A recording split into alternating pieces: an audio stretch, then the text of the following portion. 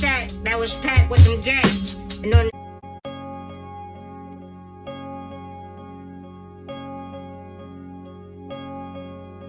I remember having a sack that was packed with them gats. And on the side of my hip, I was packing a gap.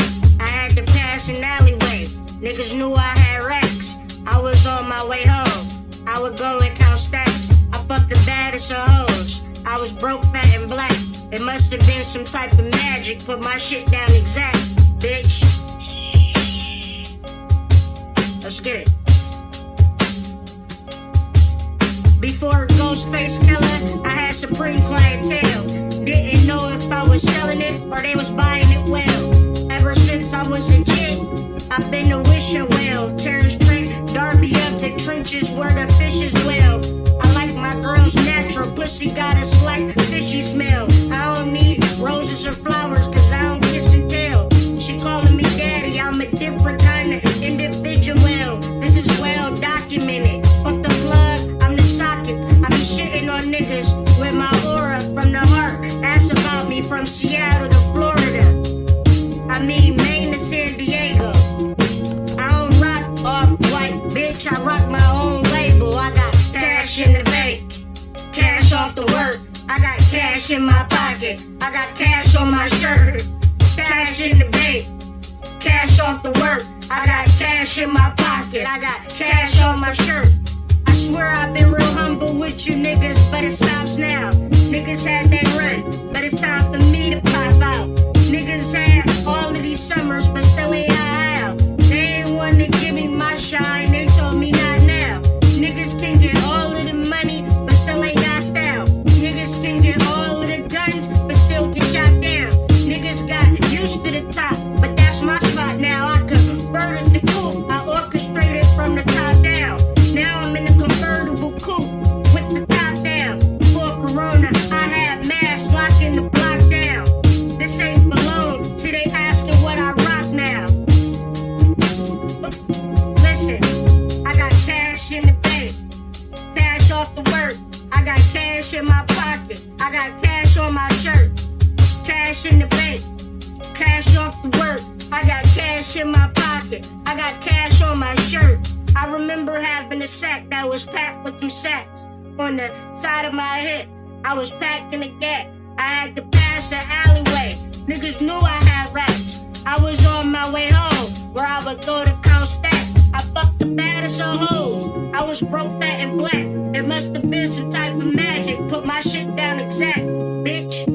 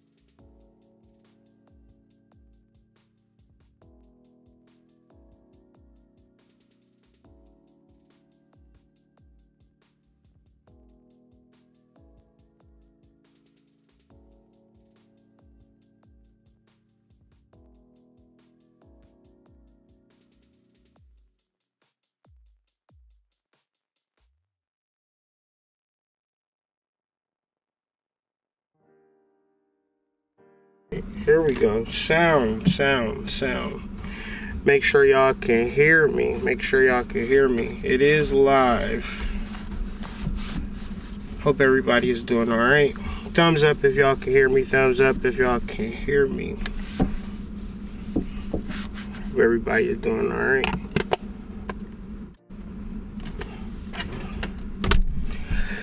Yeah, today we're going to be talking about the full moon.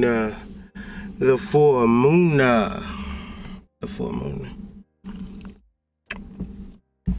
So, let's just get into it, man, because we got a lot to talk about. Hopefully y'all are doing alright. Let me scrunch myself down a little bit. Yeah. Good vibes to everybody. I'm trying to make myself smaller, but my machine is not allowing myself to make myself smaller, and I find a message in that. How many people can find a message in the future? I will not make myself smaller, Ashe. So many times we try to minimize ourselves. So many times we try to belittle ourselves, when the facts is, when you deal with the spiritual realization, even if you wanted to make yourself smaller, you couldn't. Okay? So I'm trying to make myself smaller, but I can't, Ashe. So I guess I'm gonna be big facing it the whole entire episode, Ashe. I'm trying to make myself smaller, but I can't. If you can resonate with that, then give me an Ashe in the chat. Let me know you with me. I can't shrink myself down, Mama Mystic. I cannot shrink myself down. I have to expand, Ashe. So let's just get into this conversation. We are dealing with an upcoming full moon in Sidereal Pisces. For me, I talk about sidereal astronomy or sidereal astrology, which is astrology, but with the current astronomical placements, right? So it makes more sense for me to follow the actual stars and not the Western stars. So I don't talk about astrology to confuse you. If you can understand the basics of astrology, the same rules apply, ladies and gentlemen. Just because I'm not saying a full moon in Aries and the sun in Libra, I'm saying that the sun is in Virgo. However, if you can get an understanding of the sun in Virgo, you could ride with me, so to speak. So to set up the conversation, I am going to first introduce myself. God damn it. For those of you who don't know me, is your first time seeing me, my name is Kyrie. I'm an astrologer, a philosopher, a psychologist, a psychic, a healer, a father, a son, a husband.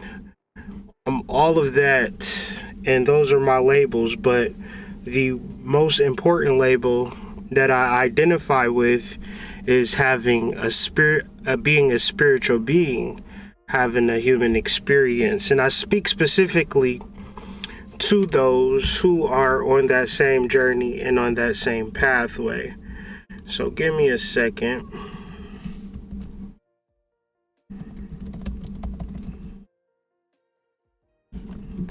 Give me a second.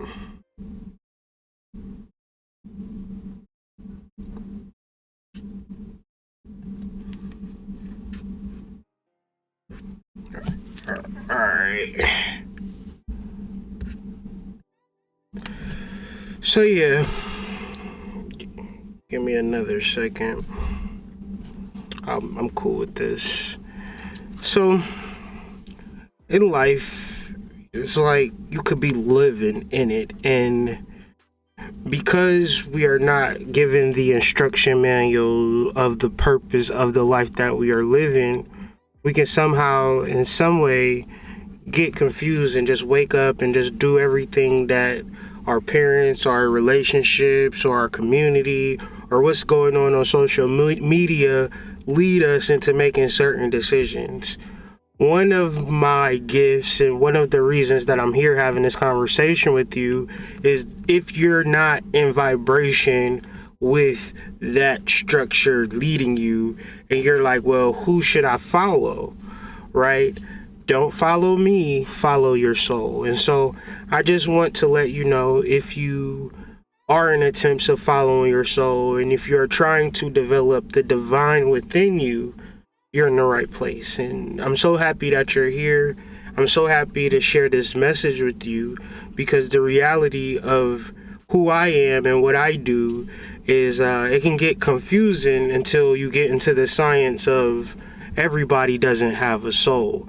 So I may have had questions along the way, along my psychic development, but the answer has slowly been revealing itself to me. Why is things the way that they are? Well, the reason things are the way that they are is because everybody doesn't have a soul. A human being might have 10 fingers, 10 toes, might be very sexy, might say all of the words that you need them to say, but when it comes to the internal understanding of who they are as a spiritual being, everybody does not have a soul. So in your relationships, mainly the places that you work, secondary or mainly if you're not in a relationship, your everyday people that you're around, it's very important that you're around people that have souls, because when you're not around people that have souls, you do not progress in life. I'm going to say that again. When you have a soul and you're around people that do not have souls, all you want to do is run and hide and go somewhere where you can start to grow. Because the nature of a person who doesn't have a soul is to live off of you, because within your soul is purpose. Within your soul is magic. Everything that has existed in history, say for instance of like a great pyramid in the 7 continents, the ancient pyramid structures and the 8 wonders of the world, all of those came from within a person's ancient DNA, and within you have a blueprint for something magnificent. Ashe. Within you have the blueprint for something magnificent. So you could compare yourself to society and how you should or shouldn't do, or how good you should or shouldn't be, or you could fixate and focus in on your ancient pyramid blueprint and give you purpose of life. And if you are actually able to see within yourself, see the greatness within yourself, and then put that to action, put that to work, a person is going to say years down the line, how did you manifest that? Where did you get such genius from? Where did you get such greatness from?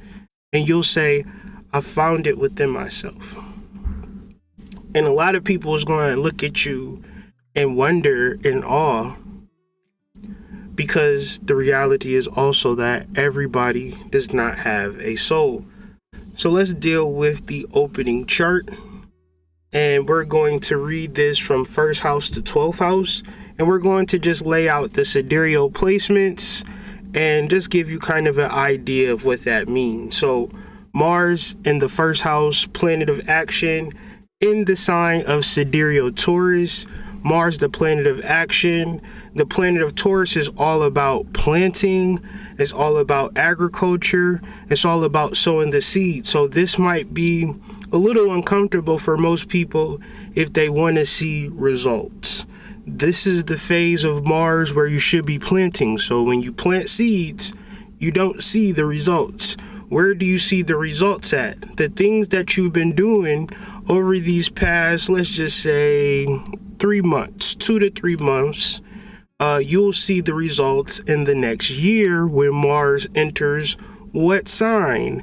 Virgo, the sign that we'll be talking about next, because Virgo represents the harvest. So when we study astrology, we study various cycles to lesser and greater degrees. We talk about the moon mostly because the moon has the most cycles. The moon has a 28-day cycle.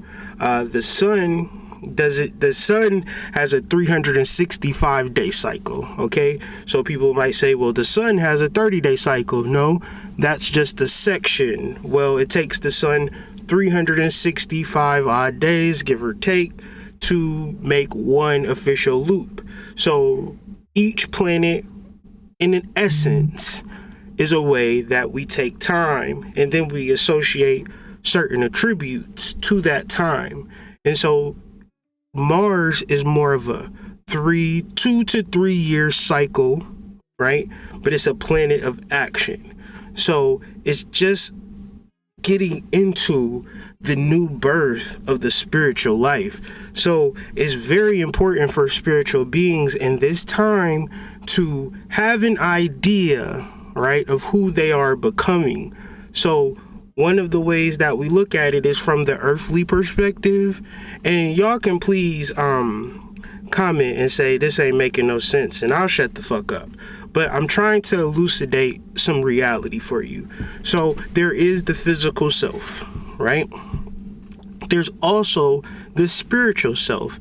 And the spiritual self, it lives and exists and breathes and does the same things that you do in another dimension. And you may not be able to actually see your spiritual self in that other dimension, and vice versa. However, the ways for which you and me and all of society can connect to our doppelganger or our parallel version of ourselves is through the modality of astrology. Now, I've been studying astrology and doing readings for years, and in this study, I have found myself and my connection, because in another parallel universe, I'm doing the same thing to a lesser or greater degree, but I would put out there is probably to a much greater degree. So one would very much get caught up in what's happening in the material world, and you can start to see certain patterns and certain themes, because the reason why certain patterns and certain themes exist in the material world is because the structure or the macrocosm or what's happening in the spiritual realm trickles down. So to get an understanding of it, one could be a victim or understand that there is a spiritual world, just like there is a physical world, and astrology is a tool for you to understand. Now, if you're a human being and all you know is the material world, then you'll ultimately be stuck, right? You'll ultimately reach a limit. I've talked to some of the smartest people in the world, and they all want to ask me questions. I'm talking about physicists, nuclear, rocket scientists, and they want to understand the spiritual, because even if you were the greatest human being in the world but had no knowledge of your spiritual self, you would reach a severe and hard limit in reference to your personal development. If you were a hoe that worked in a strip club but understood that she was a sexual goddess, an interstellar sexual goddess, one would have more limitless abilities than the nuclear physicists. Now, I've said a bunch of words, and I love saying a bunch of words, but I also need people to let me know if they're on the same page with me. So be honest. 1, if you're following me so far. 2, if I'm losing you, and I apologize if I'm losing you. Maybe I'll catch you up as we continue the conversation. But let me go ahead and take a sip, and I'll continue through the sidereal planetary placements. 1, if you're following me. 2, if this is just me saying a bunch of words. Because I did microdose today, so sometimes I think that I am speaking clearly, right? But I'm also under the impression that I could be sounding really fucking crazy because I be listening to some YouTube channels and I be sure that niggas be swearing they be killing it. To me, they sound crazy as hell. So I just need to get that clarity from you guys. Okay, cool. So Mars in Taurus for spiritual beings being the planetary understanding that 3 years from now, you'll come into the realization where you must sow again. But if you sow properly, your harvest will be very magical. So how do you sow in the aspect of Mars and Taurus? You have to visualize the person that you want to become. If you're 250 pounds, and then a year from now, do you want to stay at 250 pounds or you want to be 225 pounds? Okay, what do you do to become 210 to 225 pounds in a year? Because just saying it, because we live in the 3D realm. I hope you guys are mature enough to understand that just saying it, just hoping for it, just wishing for it is not enough. You have to put some action to it. I know that shit sounds crazy to spiritual people, right? The mind is all. Niggas trying to find a simple way for everything. But, I mean, if you really wanted to get something done, you're gonna have to put some action to it.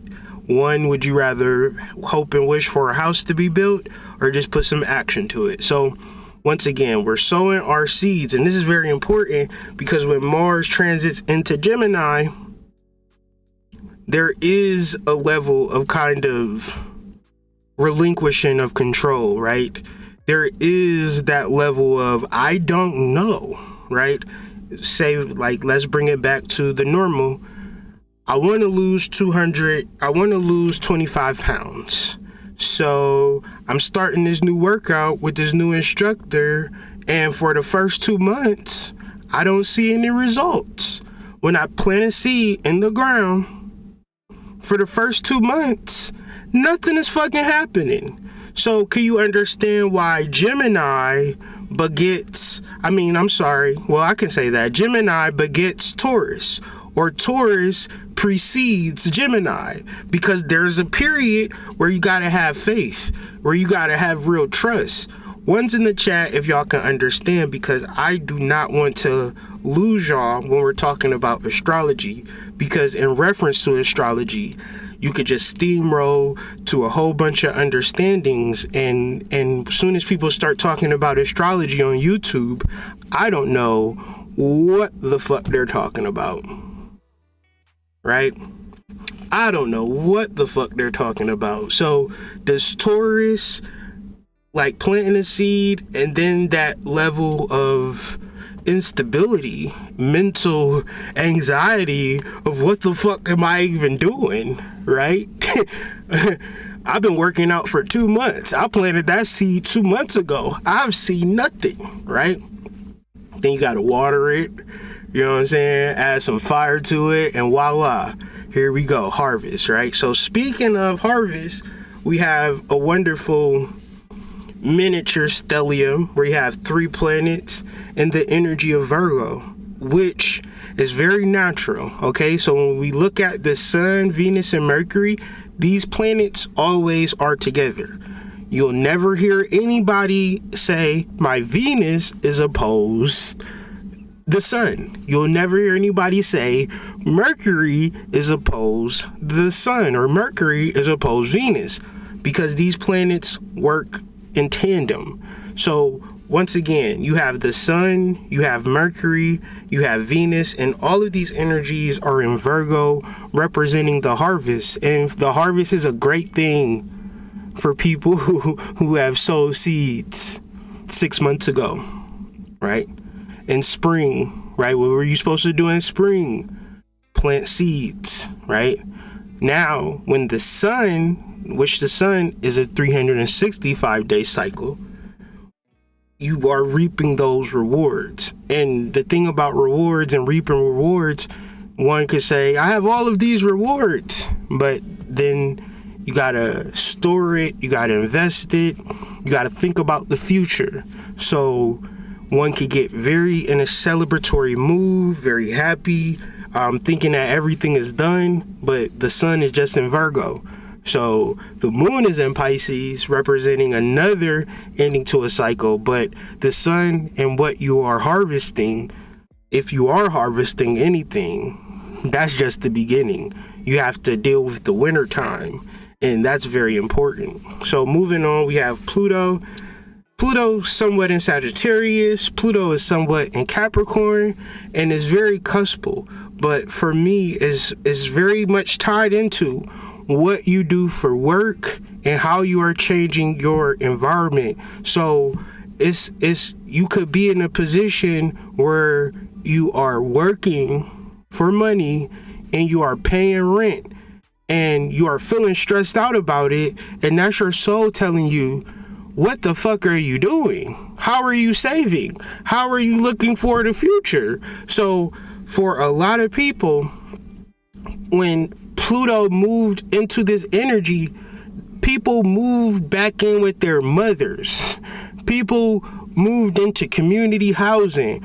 People ended up being homeless, not because they was like down and out, but because it was more financially wiser, because you were thinking about the future and you seen the world change. So if you are in a transient position, you're in the right place. If you're paying $1,500 a month for rent and you got $3,000 in expenses, and when you tally up your net income, it equal to $2,800, you're not preparing for the future.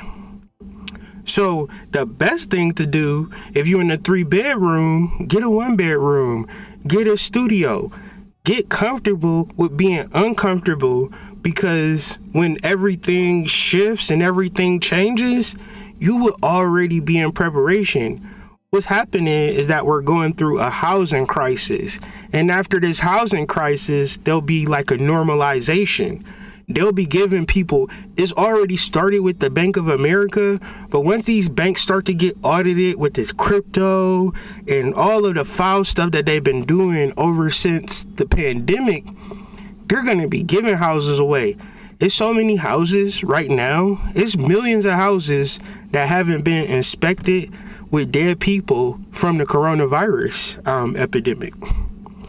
They're going to be moving people out them houses and be like, well, free house, but that's going to be moving more into like 2023 February, March, when Pluto gets fully into Capricorn. You're going to see a lot of changes for melanated people. So the reality is, don't get caught up in the rat race.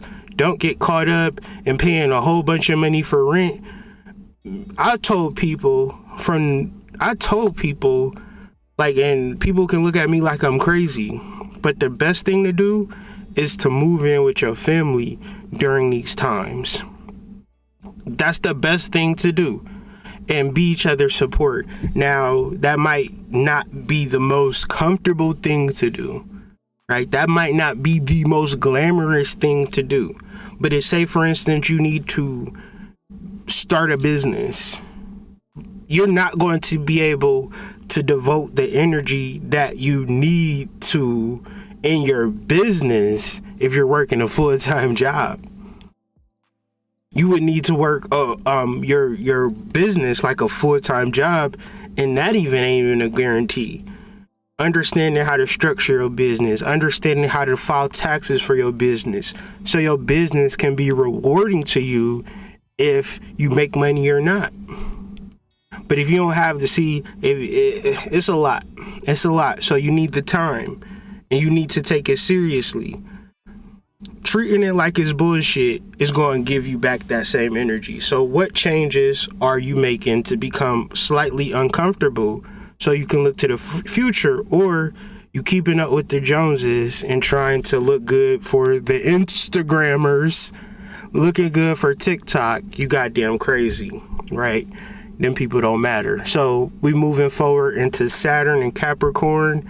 This is the ability for us to really get planted and really get grounded and really climb that mountain to get to that bridge where our higher selves are at and become whole people. And part of becoming whole people is becoming rich. Rich in the aspect that you understand what it is that you do well to make money and you love to do it. And for a lot of people who do not take the time to do the soul searching work, they have no fucking idea. So the best thing for them to do in their mind, and I've been there, the best thing you could do is get a job, because you do not know your skill, talent, or ability that you can cultivate, you can learn, and thus do serve the community at a high level and make a lot of money doing it. This is Saturn and Capricorn. So if you have a clue, if you have don't say, I already know what I need to do. Nah, well, you don't know. It's ever evolving, and this is a good opportunity for people to really get into some soul searching work, see what it is that their soul wants them to do, and really do that shit. So we also have another mini stellium, especially during the full moon transit between Neptune, Jupiter, and the moon. So Jupiter in Pisces is a very auspicious or inauspicious time. Pisces is one of those areas in the constellations where it is asking the question perpetually, has this individual self-actualized, self-realized, or is this individual trying to make it in the material realm? Is this person trying to make it in the physical realm? And for a large percentage of people, since Neptune is in Pisces and Pisces is very Neptunian, a lot of people are using this time to escape, to say, you know, and at one level, you got to kind of get it, right? They're like, what is life, right? I work every day. I get off work. I get some I get some head every other night, like, you know, and then I don't get head, like real head, like she really want to suck my dick. She just kind of just doing it to prep. And I'm not talking about me. I get some next level head. Anyways, I'm just not happy with life. So what is life? And if you have that disposition, which most people do, because we are not told the science of the spiritual world. Because how could Texas McGraw and Hill tell you about spiritual understandings when they don't have spiritual understandings? How could the colonizers bring you into kindergarten, first grade, second grade, third grade, fourth grade, and instill spiritual values into you when they do not have them? So when we base our shoulda, woulda, couldas on colonizers who do not have a soul, or else they wouldn't came in and genocided a whole fucking way of life and built a whole way of life on top of a way of life that's already been here. In relation to understanding the stars, that's what Americans do. Cause y'all obviously have never been to Michigan, South Michigan, where there is very little light pollution, and in every single night, it looks like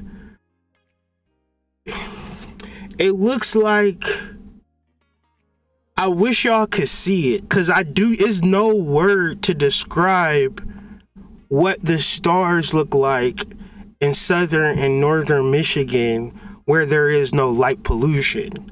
We are star beings. We are cosmic beings. But when it comes to how we educate ourselves, we are learning from people who do not have souls. So when you deal with Neptune, Jupiter, and to a lesser degree, Chiron and Pisces. This is a way station. This is a gateway of, do you have a soul? Yes, I have a soul. Have you cultivated? Have you studied your spiritual DNA blueprint and brought forth your greatness?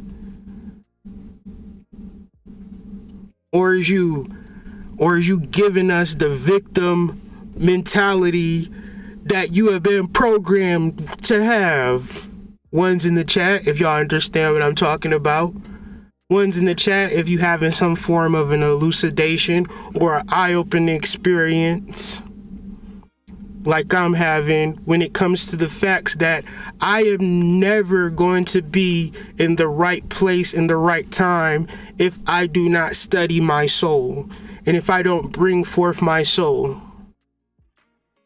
If I'm trying to judge myself over people who don't have a soul, then I'm gonna be fucked up. So moving into Aries and finishing up with Aries, we have Uranus, the planet of awakenings.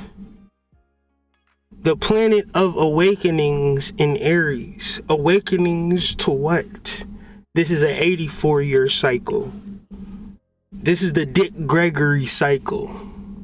So some of your children, your babies, are growing into this understanding that the world and life and everything that we know is going to change. And it has nothing to do with the colonizers. It has nothing to do with the people that have no souls, that don't even run the material world. The only thing that they run is your mind and your beliefs in relation to what was actually happening because you watched the programming that they program. If you didn't absorb their programming, you wouldn't even think such things when it comes to your spiritual truth. So the message is, really get into the science. Give me a second. Put user in timeout. There we go. This is the awakening of a new spiritual age. And that spiritual age is found within you. So that was the spiritual, well, not spiritual, but sidereal planetary placements. This is the full moon presentation. And we're just going to continue. One of the topic of this video, and the downloaded topic, I might add, is that everybody does not have a soul. So if you do not have a soul, I don't talk to you. Do y'all know how freeing that is? Do you know how much my life makes sense now? I can't say that I knew that before I studied this chart. It just made it so much easier to live my life, because the thing about a soul, it's greater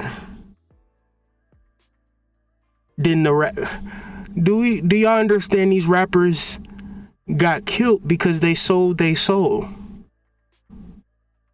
So to be gunned down in the street like an animal, you know what gets gunned down and killed like that? A cow before you eat it. A deer on the side of a highway is what you had these black men looking like on the internet, because they sold their soul.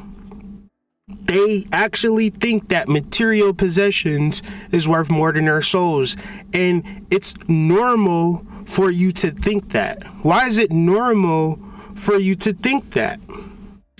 Because your eyes are not open to the other world that runs parallel to this world. The world that gives you your voice. The world that gives you your consciousness. In a world where people do not have a voice, Ashe. In a world where people don't have consciousness, Ashe.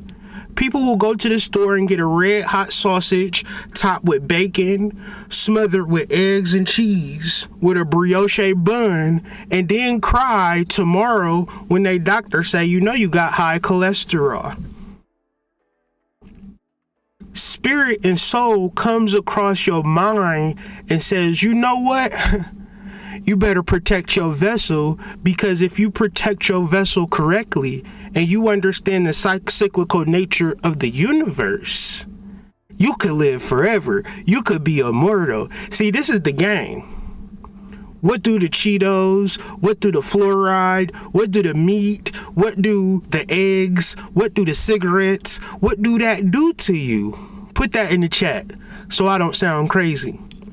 What do the lead? What do the chemtrails? What do the yellow 5? What do the alcohol? What do the synthetic drugs? What do they do to you? Tell me, what do they do over a period of time? The red meat, the meat in general, the sodium, the salt, the sugar, what does it do?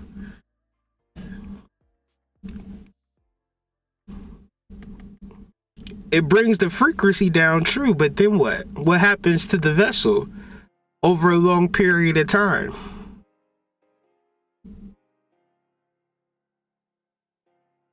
It kills you. It kills you. It kills you. Let's not be confused about this. You think that you're going to die.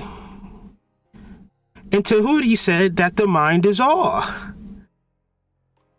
So if the mind is all, and you can understand and overstand that the mind is all, you might decide, I'm gonna die anyway, so let me just get a red hot sausage with bacon and eggs and cheese smothered with a brioche bun.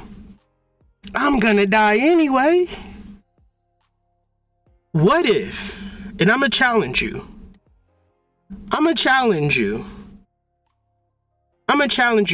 because a person might say, you're gonna die anyway, and I'm gonna say, I'm gonna let you have that truth. I'm gonna let you have that truth.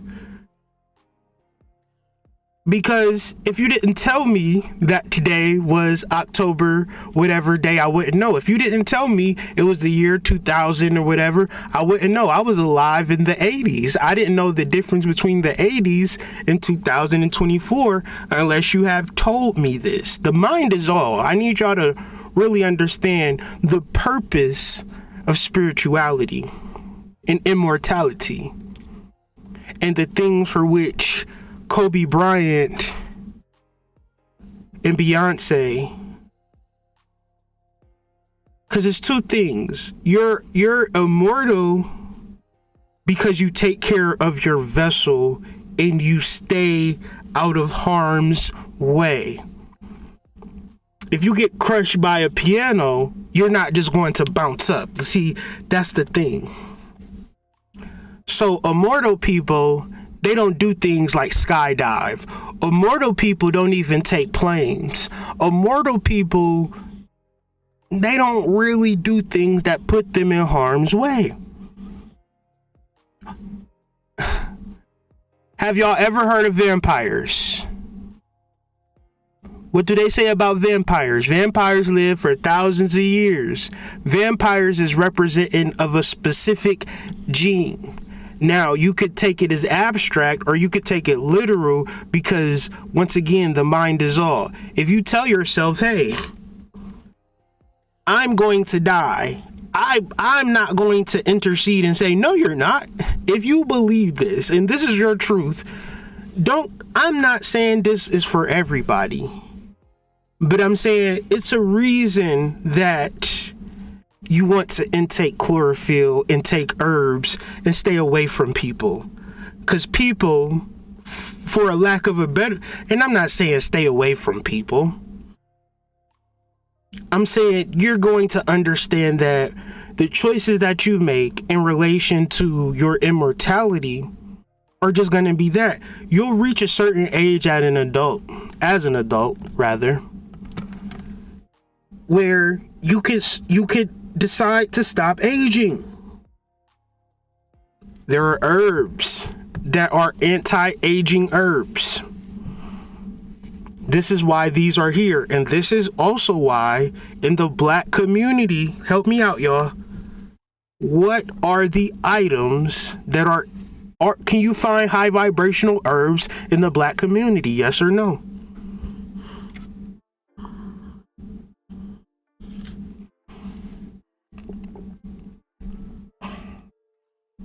Can you find the knowledge of herbs and apothecary in the black community? Yes or no? See, what has happened is that colonizers have figured out that, oh shit. Oh, this is why they were doing what they were doing. See, these people came over here with their way of life.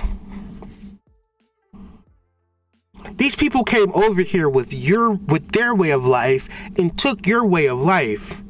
What do you know about American mythology? What do you know about it? Nothing. All you know is colonizers' way of living. In the colonizers' way of living, if understood, and overstood, the guarantee is death. But when you come into the knowledge of self, when you come into the spiritual understanding, there are people. Now I'm going to ask a question, because I don't want to derail the conversation. Do y'all want me to talk more about immortality now or no? So do y'all want me to kind of go off topic a little bit and talk about Marie Laveau? One for me, Marie Laveau. We just going to talk about Marie Laveau and immortality, or I'm going to just continue with my presentation. Because I know, I'm not here for myself. I'm here for y'all. If y'all don't want to hear about Marie Laveau and immortality, I won't talk about it.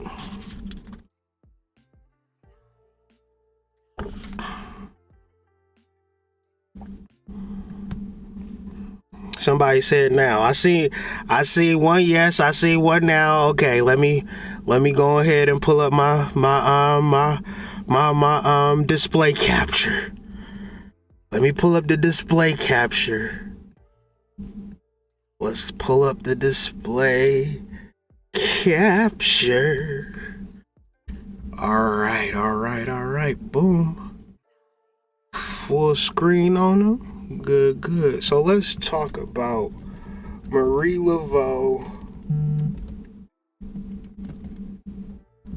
the second. Or hold on. I wonder, Marie Laveau.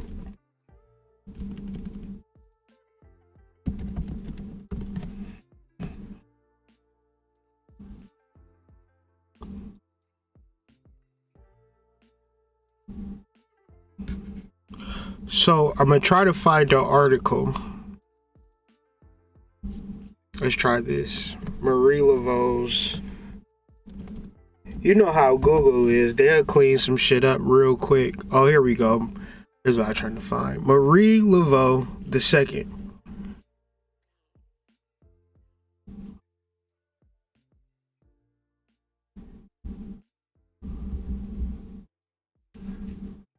Let's just read real quick. Marie Catherine Laveau Perez Glapion died on June 15th, 1881, age 79.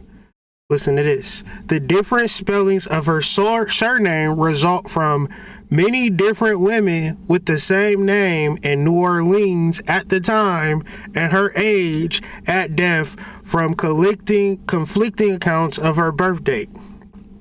So since this is all of a sudden a lot of Marie Laveaus that exist, so they don't know which Marie Laveau they actually talking about. On June 17th, 1881, it announced in Daily Picayune that Marie Laveau had died peacefully in her home. According to the Louisiana Writers Project, her funeral was lavish and attended by a diverse audience, including members of the white elite. Oral tradition states that she has been seen. Okay, let's read this. Oral tradition states that she was seen by some people in town after her demise. I I'm trying to highlight the wrong thing, y'all.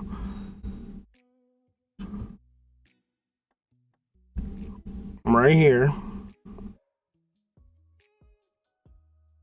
News of her death was featured in a number of newspapers, including the Staunton Spectator in Virginia, the Omaha Daily Beat in Nebraska, as well as several newspapers published in Minnesota. At least 2 of her daughters were named Marie.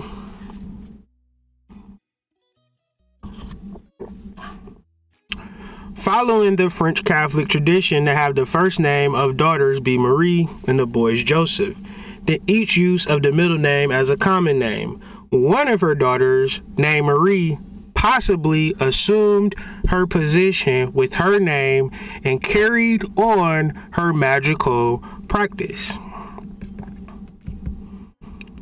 taking over as the queen soon after or before Marie's first death. So, do y'all see where it says following a French Catholic tradition? Now y'all gonna have to follow me, because if it was her name, not Marie Laveau now, her cult has evolved and changed names and things of that nature.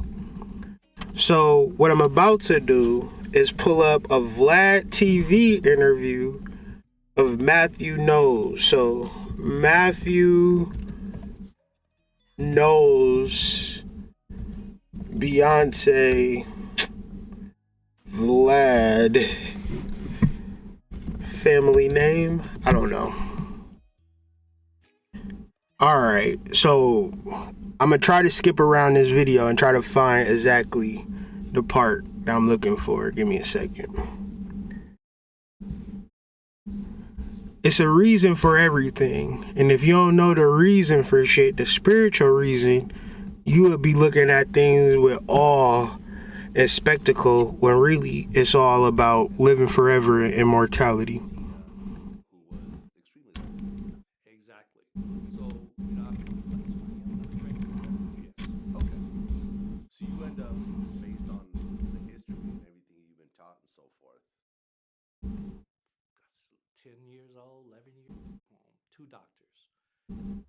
Have to say that Pharaoh Not about to watch this whole video. Read the book. Their advances were different. You understand exactly what I'm saying. Whitney Houston was really light skinned, but this is Was one that well. It didn't. Why I wrote the book "Racism from the Eyes of a Child" is to get people thinking. yeah, for example, Kendrick is at the top of the charts. Or some anybody is who. What? No, Drake, who gets more airplay. They show me at pop rate than those in the urban division. Together. You talked about there's a certain level of racism in the radio industry. Hold on, y'all. I don't even have to listen to them. Beyonce is a family name.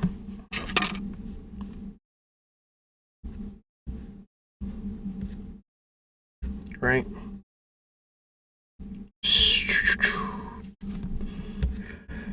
Miss Tina Knows explains where Beyonce's name comes from. Beyonce's name may sound unique, fitting for the superstar, but her mother,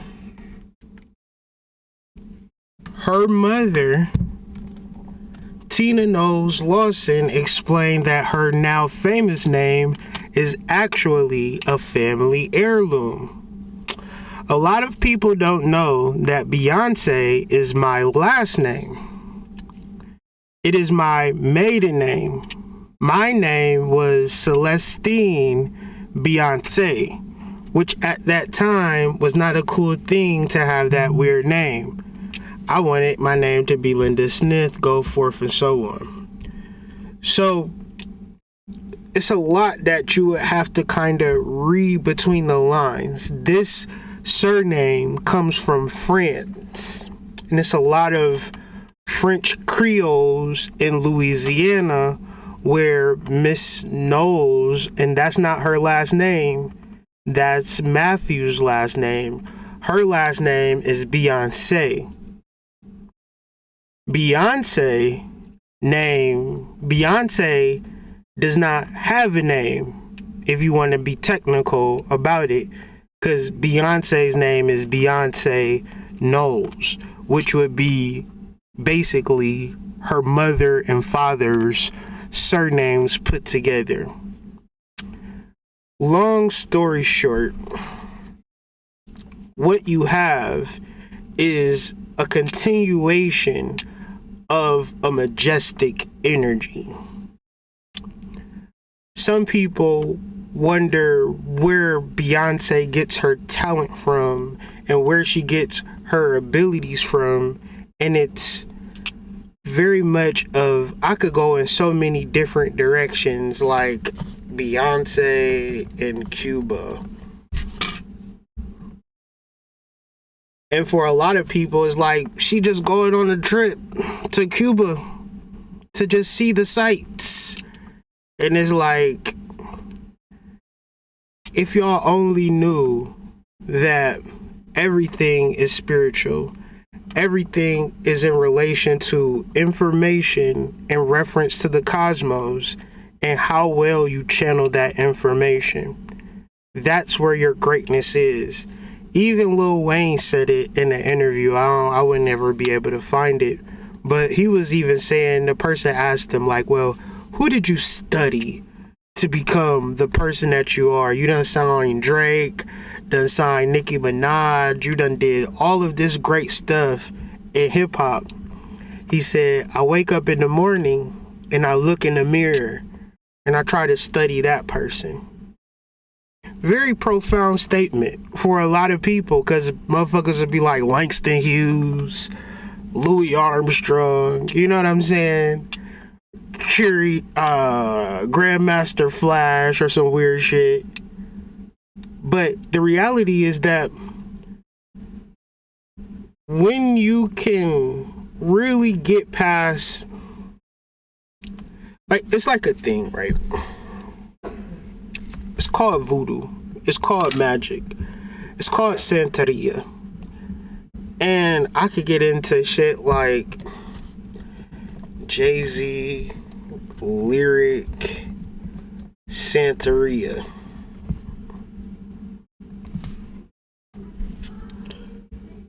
My Saint Shango light a candle, El Gran Santo on the mantle.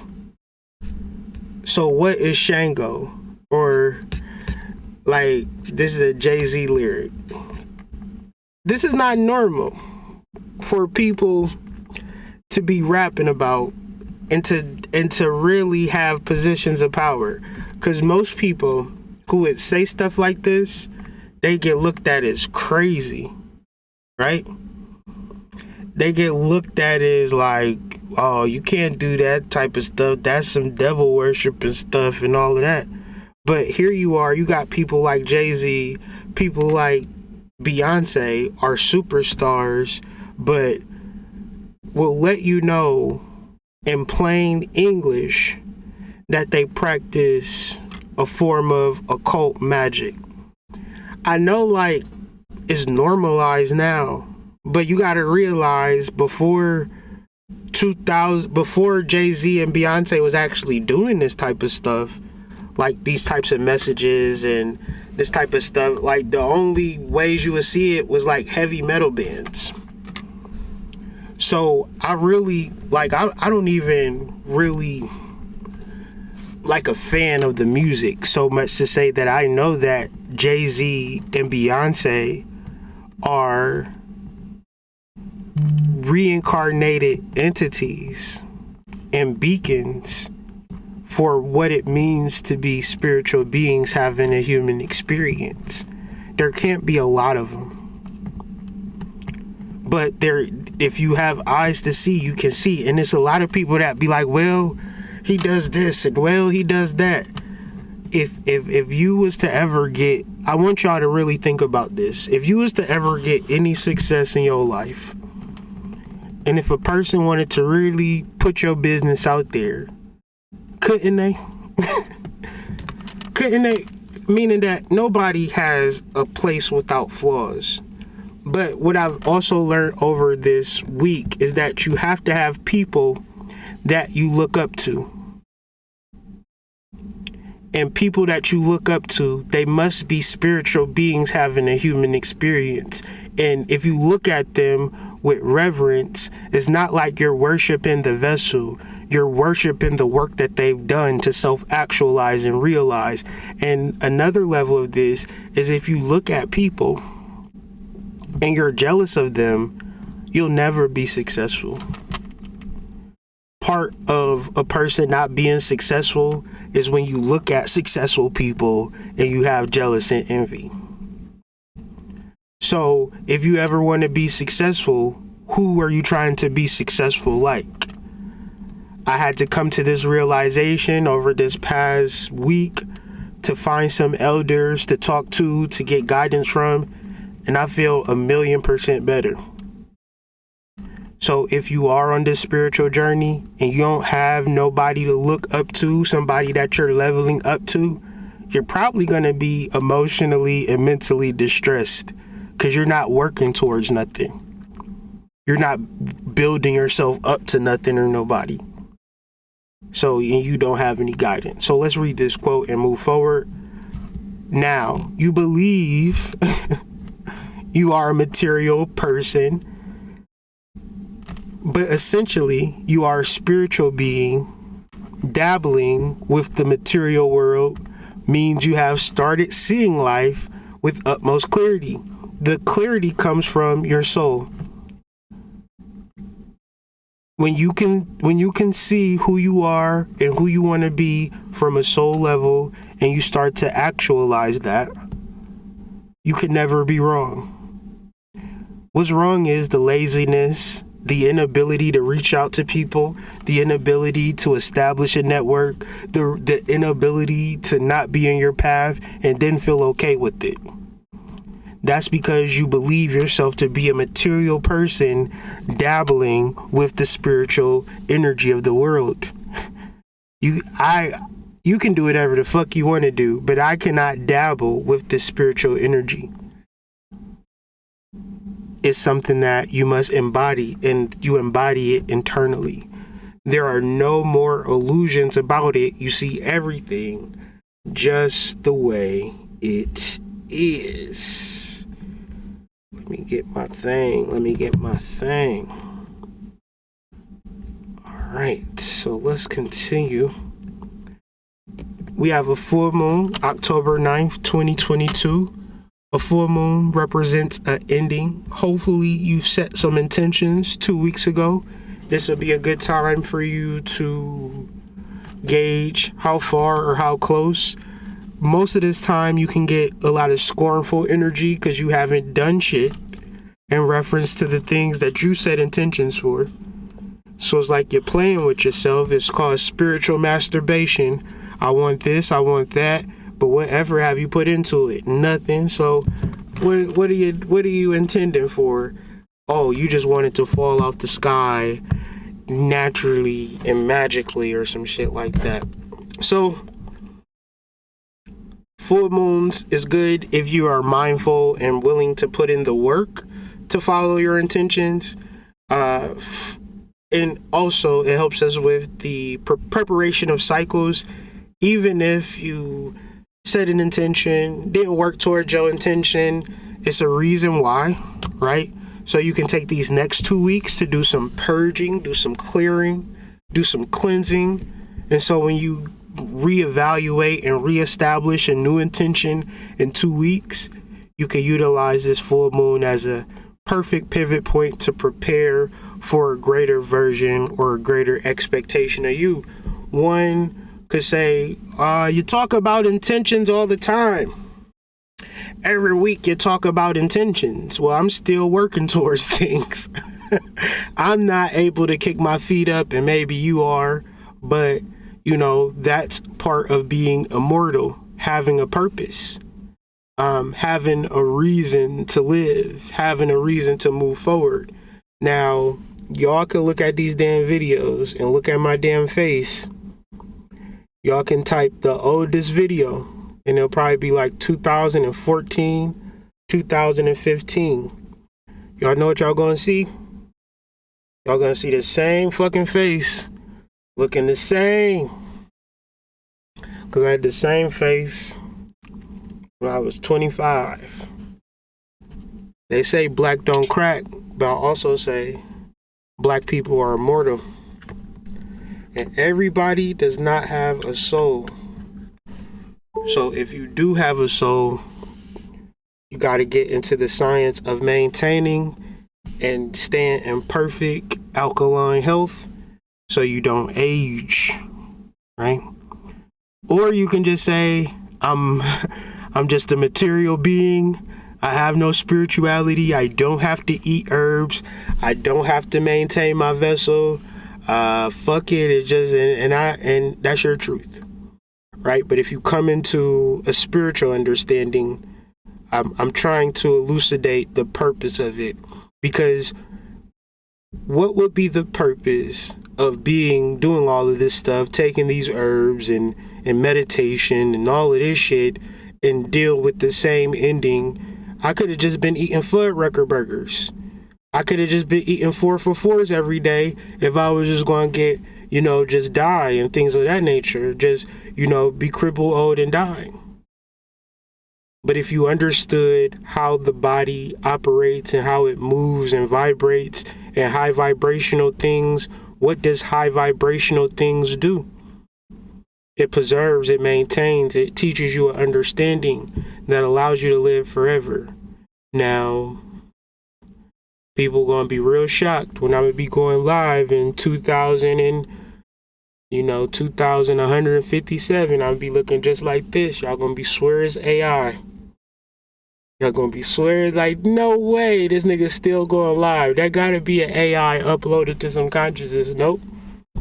It's going to be me. I'm serious about this shit. When spirit talk to you in such a way, like spirit talked to me over this past week, I got a message, and I know it sounds crazy, but we can also put everything on the table. The mind is all, and all the shit that we've heard, and say, okay, now what? And you wouldn't get there of a purpose, because this is the thing, people can study these astrological concepts and not have a soul and be talking about it just for the material being of it all. But then when you get into the totality of it, because you have the moon and the sun, you have a deeper, more robust of a reality that's just not so apparent. But if you start to examine talent, skills, ability, music, acting, athleticism, you start to realize that there's something cosmic about you, something cosmic about us. But what is the overall ultimate purpose of it? I'm here to tell you the ultimate overall purpose is immortality. And I'm going to work on a larger presentation, because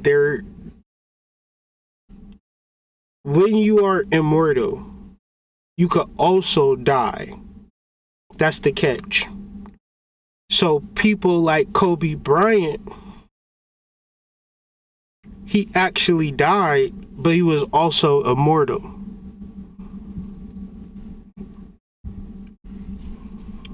So it's things like that too. Keep your third eye open. So Sun conjunct Venus. I know a lot of people have been feeling this energy, even if they don't understand why they've been feeling this energy. Venus in Virgo is very empowering to feminine energy. And if y'all don't understand celestial combinations, you will file for a divorce during this transit. When you feel empowered and vilified in your own home, the best thing to do is to leave and divorce the person that you thought you were helping. Venus conjunct the sun It's a very masculine sun. It's a sun that knows what's best for it up until the sun is no longer conjuncted with Venus, and things now have to be judged from a more cooler, more realistic point of view. And you can't take back the fact that you filed divorce, and a lot of these divorces probably not even going to end all the way in divorce, because to file a divorce ain't an actual action of divorce. But what's happening is that when you optimistic, that don't mean you very logical. And it's not like, it'll be one thing if it's just one divorce, but it's a whole lot of divorces. And even in relationships, it's one thing if you know relationship skills. It's a whole nother thing if you're just like in the relationships for glamour. And if you look at Tia Mowry's circumstance, her husband said that before he met Tia, he was nothing. And now he is a somebody within himself, and the relationship is not working out because a person that changes is going to want different things. And when you want different things, the person that's trying to control you is threatened.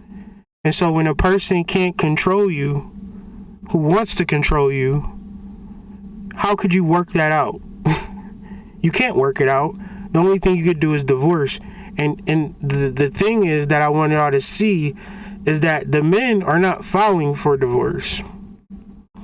They might be the problem, they might be the issue, but they wouldn't file for divorce. It's a feminine sun, but it's only a moment in time. And trust me, the women who can file divorce is filing divorce. Some of y'all can't afford to file divorce, so you have to look for other things to do. So a lot of y'all is cheating on your husband. A lot of y'all is checked out of y'all relationships. Because if you could divorce them, you would divorce them. And I'm not saying that it's not the men's fault. It's probably the men's fault because women and men have a very different value system. And 2020 has brought that reality to the forefront. When you expect to be appreciated in your relationship, but your partner doesn't have the same value system to you, and especially if you don't have the conversation about it, and everything is for public consumption, on how y'all look and the things that y'all doing for y'all careers and all of this, there is no science on having the conversations on my values have changed and I want to do this different, I want to do that different. Oh no, we gotta break up. It can't work. It can't work. It can't work.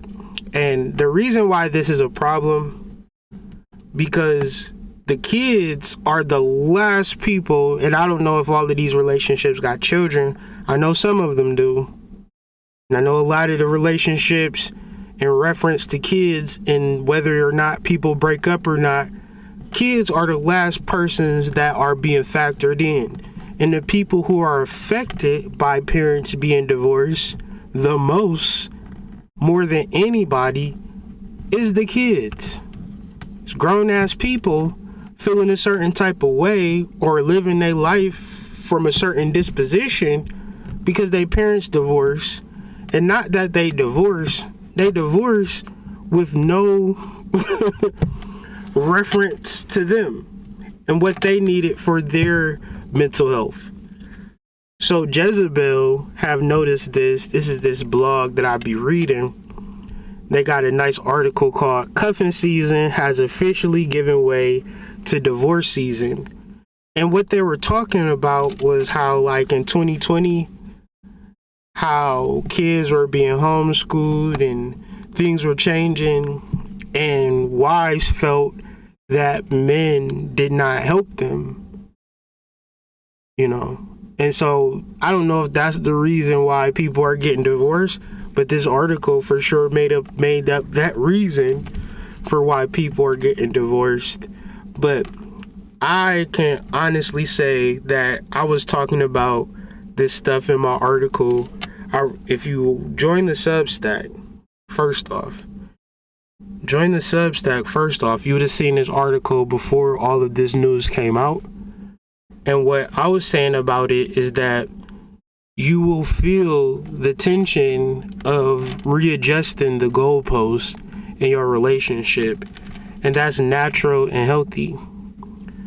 The inverse of removing or adjusting the goalposts in a relationship is wanting for things to stay the same. And because things are not the same or things have changed, the best thing for people to do is to end the relationship. Because you're having a conversation about, well, I want things to stay the same. 10 times out of 10 is, well, you said, and you led me to believe, and you lied, and all of these particular things, when has there been a realistic conversation of what are we doing? And if you can honestly get to these conversations, there's no reason for a person to leave you. There's no reason for a relationship to end. The reason why relationships end or relationships start is because they're not relationships. They're things that people do. There are things that people do that look good and feel good, but there is no ways to build it. There's no ways of skills to understand it. And I'll try to explain it a little clearer. Give me a second. This is the Sun and Venus and the empowerment that it persists with.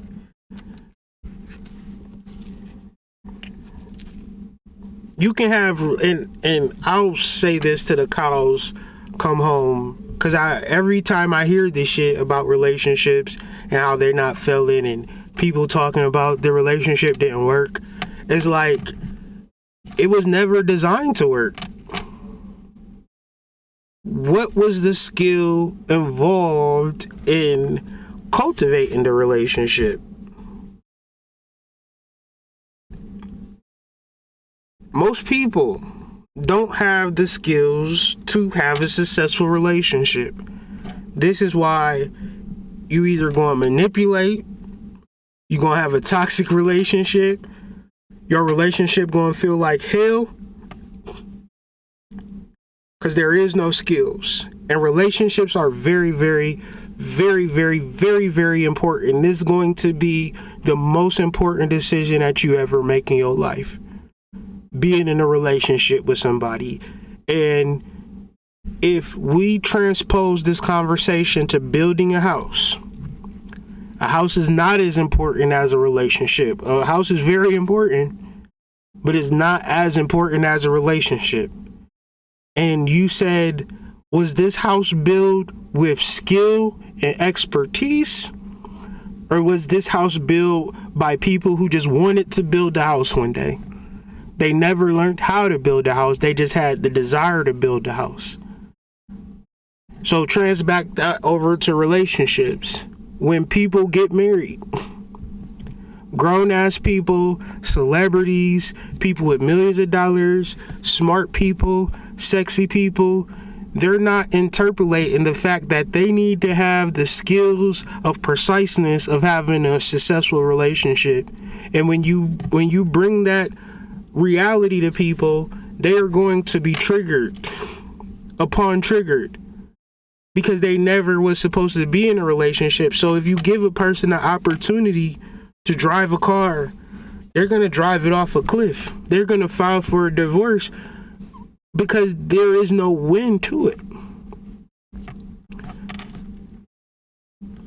You're gonna want to be in a relationship one day. You're going to want to be happy in your relationship one day. And it's going to be impossible to do it.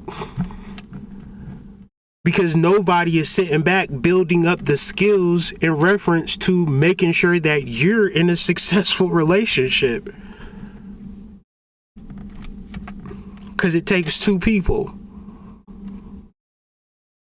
So, love and relationships, and also patience. Do you want to be in a house that's built off of one day of labor with somebody who just really wanted to build the house? Or did you want to be in a house where somebody took their time and knew what it took to build it and took their time to build it? When you talk about marriages, when you talk about relationships, when women want to get married, they might as well bring a gun to every conversation in reference to the possibility of you getting married to them. A lot of times it's not as if a man, and it's not good. I'm not saying that it's good, but a man would be with you without being married. But I also know that you need to have some form of ritual, and you have to have some form of paperwork in reference to your relationship, or it don't exist. Ain't no way you gonna tell me, oh yeah, me and my baby daddy together. But is y'all married? Did y'all have a ritual? Y'all together? No, we just together. We just live together. That relationship ain't gonna last. Cause you don't have the skills to have a successful relationship. And once the desire burns out, let me tell y'all something, man. Let me tell y'all some truth. Long term, ain't nobody gonna sit around and be excited about hitting the same pussy. So when you use sex as a means of relating to people, sex will cancel itself out. So if you do not have real intrinsic understanding and understanding of male nature and a heart to serve male nature, you do not have the skills to be into a relationship with a man. And this is why you're not a desirable perspective to be in a relationship. So that don't mean you're not going to be in a relationship. That just means that when you do get into a relationship, it's going to be built around manipulation over a dude who just want to have sex with you. But understand, these types of relationships, they don't support healthy and happy, harmonious unions. And I'll even tell y'all this. You could emit narcissistic and toxic energies in a relationship, but a man's still not even gonna wanna leave per se. Usually,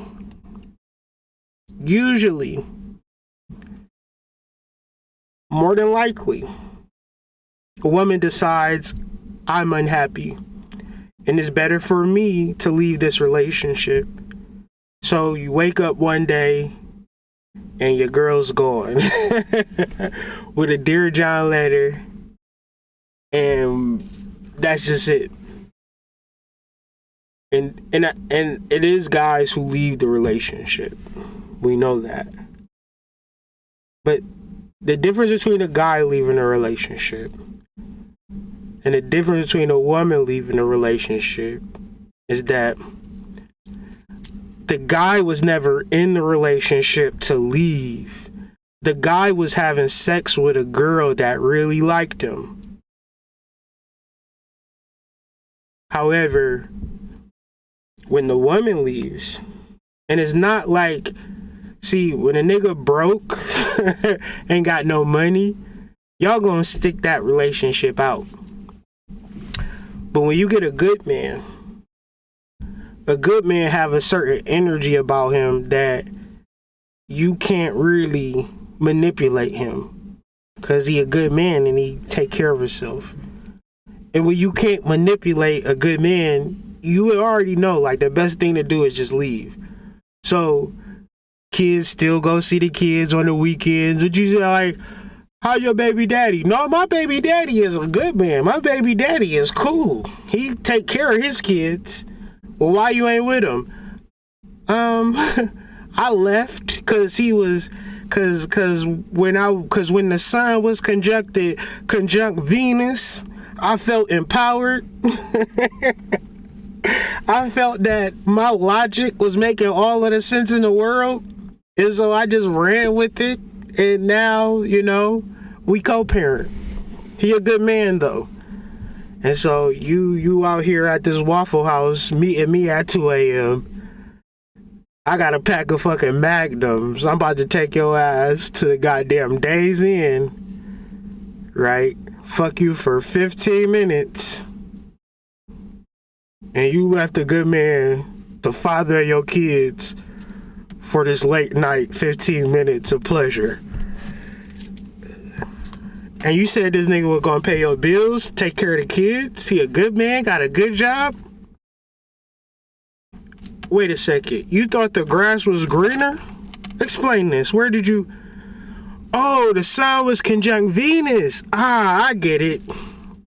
You didn't understand how you could be so empowered for a small amount of time. And once that energy have dissipated, now you have to deal with the results of your emotional outbursts. Hey, I've never even heard of nobody even living in a life like that. I never even heard of that. It just sounds so completely made up. All right, so one thing we got to understand about Venus is that it is the morning star. It is the Luciferian understanding. So Luciferian to a Christian is all things evil. Why? Because Christians keep you in the mundane world of life. Christians actually be the first person to baptize you when you're born and bury you when you die. And it's very, very important to have a funeral and to have some type of ritual when a person dies, because otherwise that spirit is stuck on the material world. And why is that a problem? Why is it a problem for a transition spirit to be stuck on the material world? Maybe y'all can't answer that question. Let me answer it. The same way as if you was being on the spiritual world and you was flesh and blood. You don't have the dynamics or the frequency or the understanding of even how to cohabitate in the spiritual world.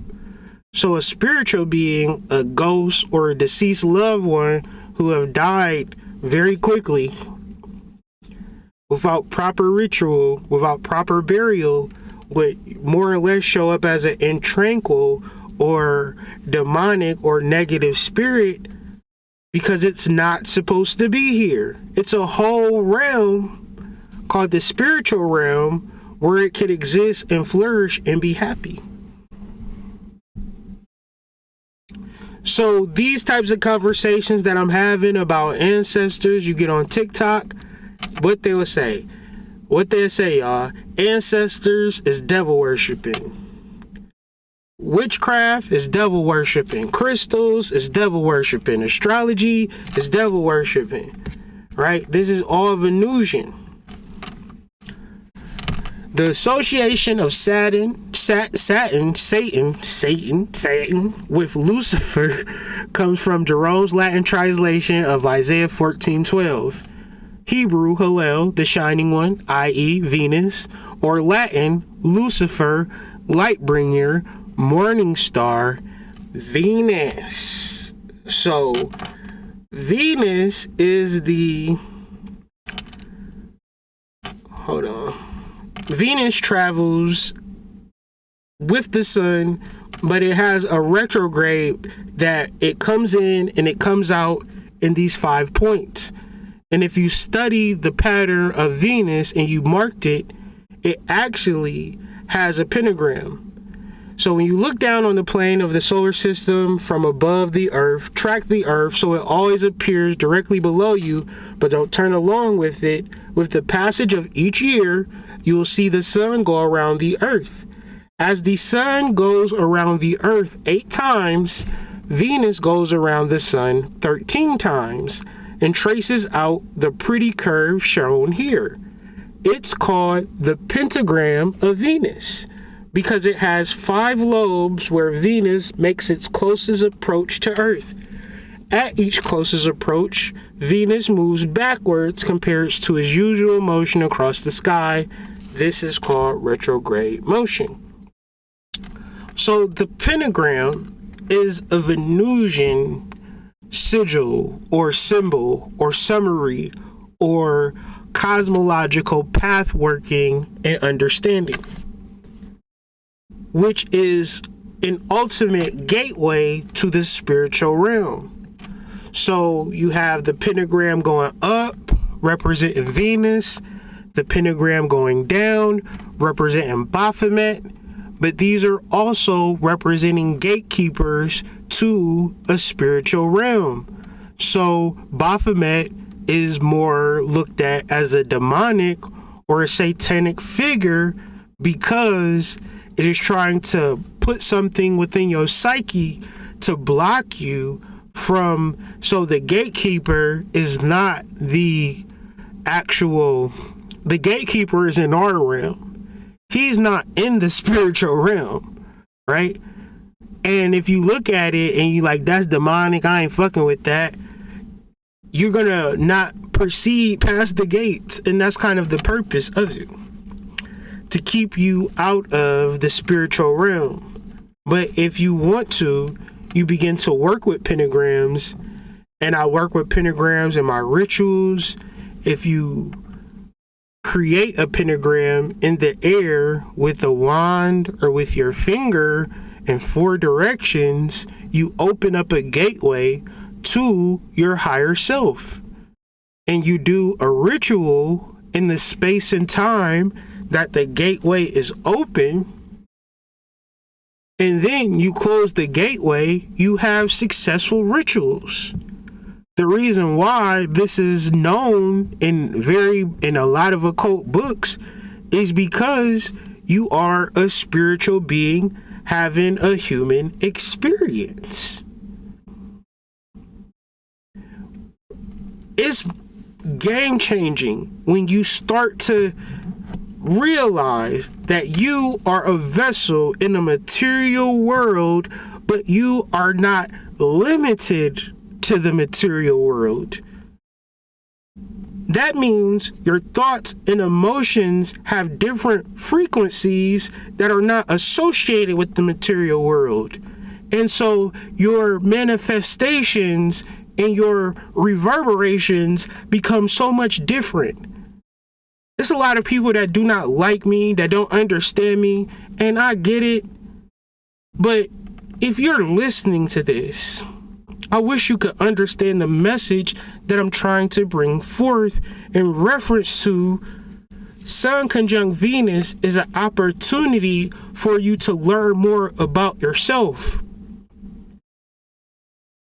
However,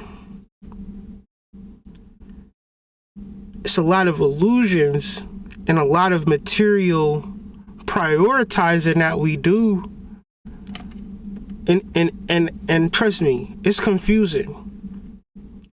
It's confusing. Especially if you're in a relationship or you're in an environment where you're the only one. You're the only one. So when this happens, this is where you must trust your thoughts and your inclinations more, and voice it and explain it as clear as you can. And if people still don't understand and people still don't vibrate with it, then you got to get into the science of everybody don't got a soul. Took me a long time to come to this realization, y'all. I was confused. I was trying to make it work. I was trying to put forth a message that was going to be received by the masses. And in the spiritual community, they blacklisted me, blackballed me, wouldn't invite me to their platforms, would steal my work, steal my content, repurpose my content to their larger audiences, act like I didn't exist. And I would sit and be so confused. I done voiced some of my frustration on this goddamn YouTube channel. Y'all don't gotta worry about me voicing my frustration any longer because the realization is upon me. Everybody don't got a soul. So this message ain't going to be for everybody.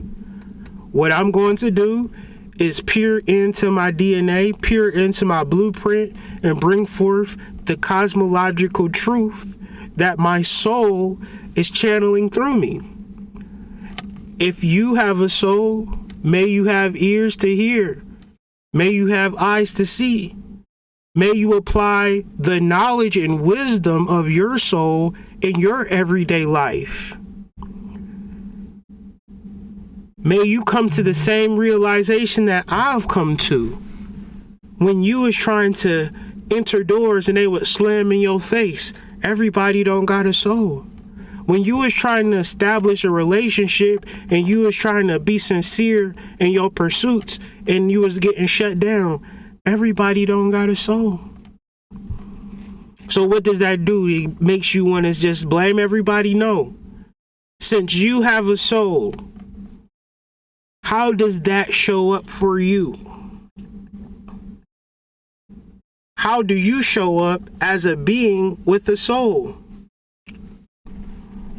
The moon,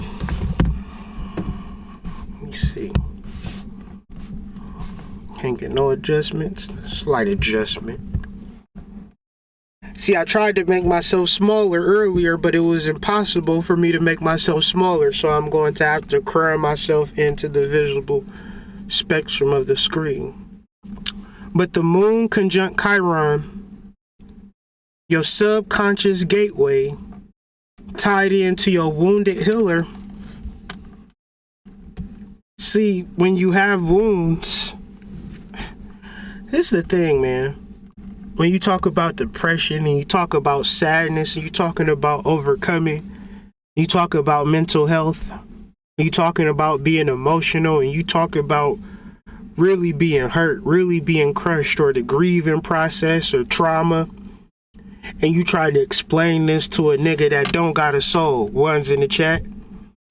You trying to find sympathy from a motherfucker that don't have a soul, one's from the chat. Do that help you a little bit, one's in the chat? When you trying to pour out your heart to somebody and they looking at you like, I hear what you saying, but what the fuck you telling me for? I don't have a soul.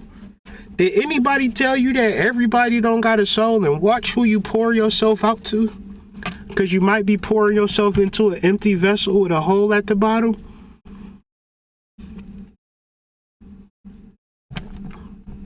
You might feel like you a weirdo. You got a lot of problems and a lot of dispositions until you come to the realization that, wait a second, everybody don't have a soul. So I'm doing a knowledge on a Pisces moon conjunct Chiron, the wounded healer, and I'm getting to the concepts of having psychological wounds. And a psychological wound is a wound where a human being is disconnected from his soul, and that creates depression. This is a breakthrough for me, y'all. Being disconnected from your soul brings about diseases. Major breakthrough for me. Being away from your soul brings about emotional turbulence. When I say I had a major epiphany, when I came to the realization that the only people who are depressed in 2022, the only people who are going through it is the people who are separated from their souls. So I knew I had a message, y'all. I knew it was a time to rejoice. I said, bring me the depressed. I want to talk to the depressed people. I want to talk to the people who are struggling from mental health. Because now, when the moon is conjunct Chiron, I can say, oh, You might have a psychological wound, and I can work with that. What's the problem? You dealing with these goddamn android demons, they like, ain't nothing wrong with me. Ain't nothing wrong with me. You know, I'm living in the lap of luxury. I'm out here. You see how many Instagram followers I got? You see how much my business is doing? I'm here to smile in your face and take your money. So you get to a deeper reality of why even a person would steal your content, why a person would hurt you, why a person would take from you, why a person would, you know, do specific negative things, and you would never do that. Because everybody does not have a soul, and that does not remove you from accountability. But what it does do is move you into more of a purpose in a healing process. Because Chiron, being a wounded healer, you find where your wounds are at and you heal those wounds. You heal those wounds with the larger purpose of reconnecting the mind to the soul, which brings about a consciousness that is directly influenced from the higher self. Now, most people do not have that special ability. Many spiritual leaders do not have the ability that you have. This is why spiritual leaders cannot tell you to kiss their ass. Have you ever heard me say, kiss my ass? Have y'all ever heard me say that? Because it might be some new people. Because a person might be acting like I'm not the type of person. Say something I don't like. Say something I don't like right now. I'm going to tell you to kiss my ass quicker than anything you ever heard in your life. I don't need you. I want you.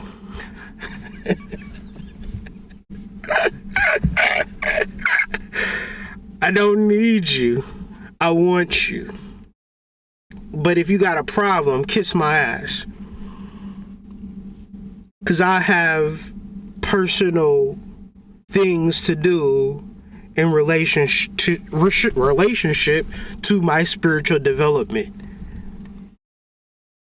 I cannot profit from you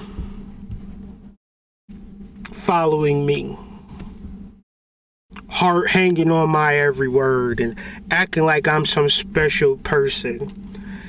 Even if I could. I'm gonna tell y'all some crazy shit that happened on this YouTube platform, and I knew then that this YouTube shit wasn't all it was cracked up to be. One time I did a YouTube video and I didn't know I had music playing, and the music was so loud that you couldn't hear me at all. Did you think people told me I can't hear the music good? I can't hear nothing that you saying. Motherfucker was like, "Ooh, this is the best lecture I ever heard in my life." I said, "Look, y'all is not a reliable barometer on whether I'm on my path or not." I, like you, have to do the work. I am not absolved from doing the work. Today, I had to go out into nature and ritualize and connect to nature. You should do the same thing. Because when you connect to nature, you're also giving up the society. You're giving up the bricks and mortar and cement and colonization of your fucking soul. So these things become essential to heal. Pisces energy is serious. It's emotional. It's shadow. It's evaluating what you have done. And for a lot of us, we have hit our heads over and over. We have known what we needed to do, but what clicked for me was the purpose of immortality. That's a goal. That's a healthy goal to have a healthy vessel and live forever, versus some shit where you just gonna get old and die. I'm like, well, fuck it. Let that be my message. Cause I was 2 weeks ago, I was perplexed with the feeling of death and the being 38 is not being 18, right? Being 38 is like, oh shit, in 20 years I'll be 58, right? So it's like, oh shit. And in that, I was really emotionally petrified by the feelings of death. A week later, after separating from society, going out into nature for 2 or 3 days with my family and having the spiritual experience that I so desperately needed. I so needed to be talked to from my soul, to be up under the stars and have the healing of voice of the soul to cascade along my consciousness to enlighten my path. And in doing so, I found the purpose. See, I was taking herbs every day. I was taking my ginger, I was taking my chlorophyll, I was microdosing. I was already doing this, even though I was just like, I'm gonna die anyway. And I'm a young person doing it. I'm the youngest person at the health food store. Been that way for years. See, what has happened was my soul was preparing me for immortality before my conscious mind could ever wrap my mind around it. This is my goal. This might not be your goal. Your goal might be to see, because you're in the material world and you don't understand having a spiritual primordial self that's connected to you and can vibrate and speak through you through your throat chakra. You might be trapped in the material world. That's you. And you might not understand nothing for which I'm talking about right now. However, if you can look at the world and see the animalistic level of life, and then see the humanistic level, and then see the spiritual level, and you can see it, and you can understand that within you, you have the capabilities to be the middle passage between the material and the spiritual. And this is not something of glamour or of success or money or finances. Since the moon is in Pisces, this is a matter of higher counsel. This is a matter of judgment of the higher cosmological kind. So I don't know if it's better to know that you will live forever. I don't know if it's better to just be surprised by it, like, oh shit, oh fuck, I've been meditating, eating my herbs, and I'm young and healthy and living forever out here in this bitch. That's wild. Okay, cool. Or is it better to know so you can actually take it goddamn seriously?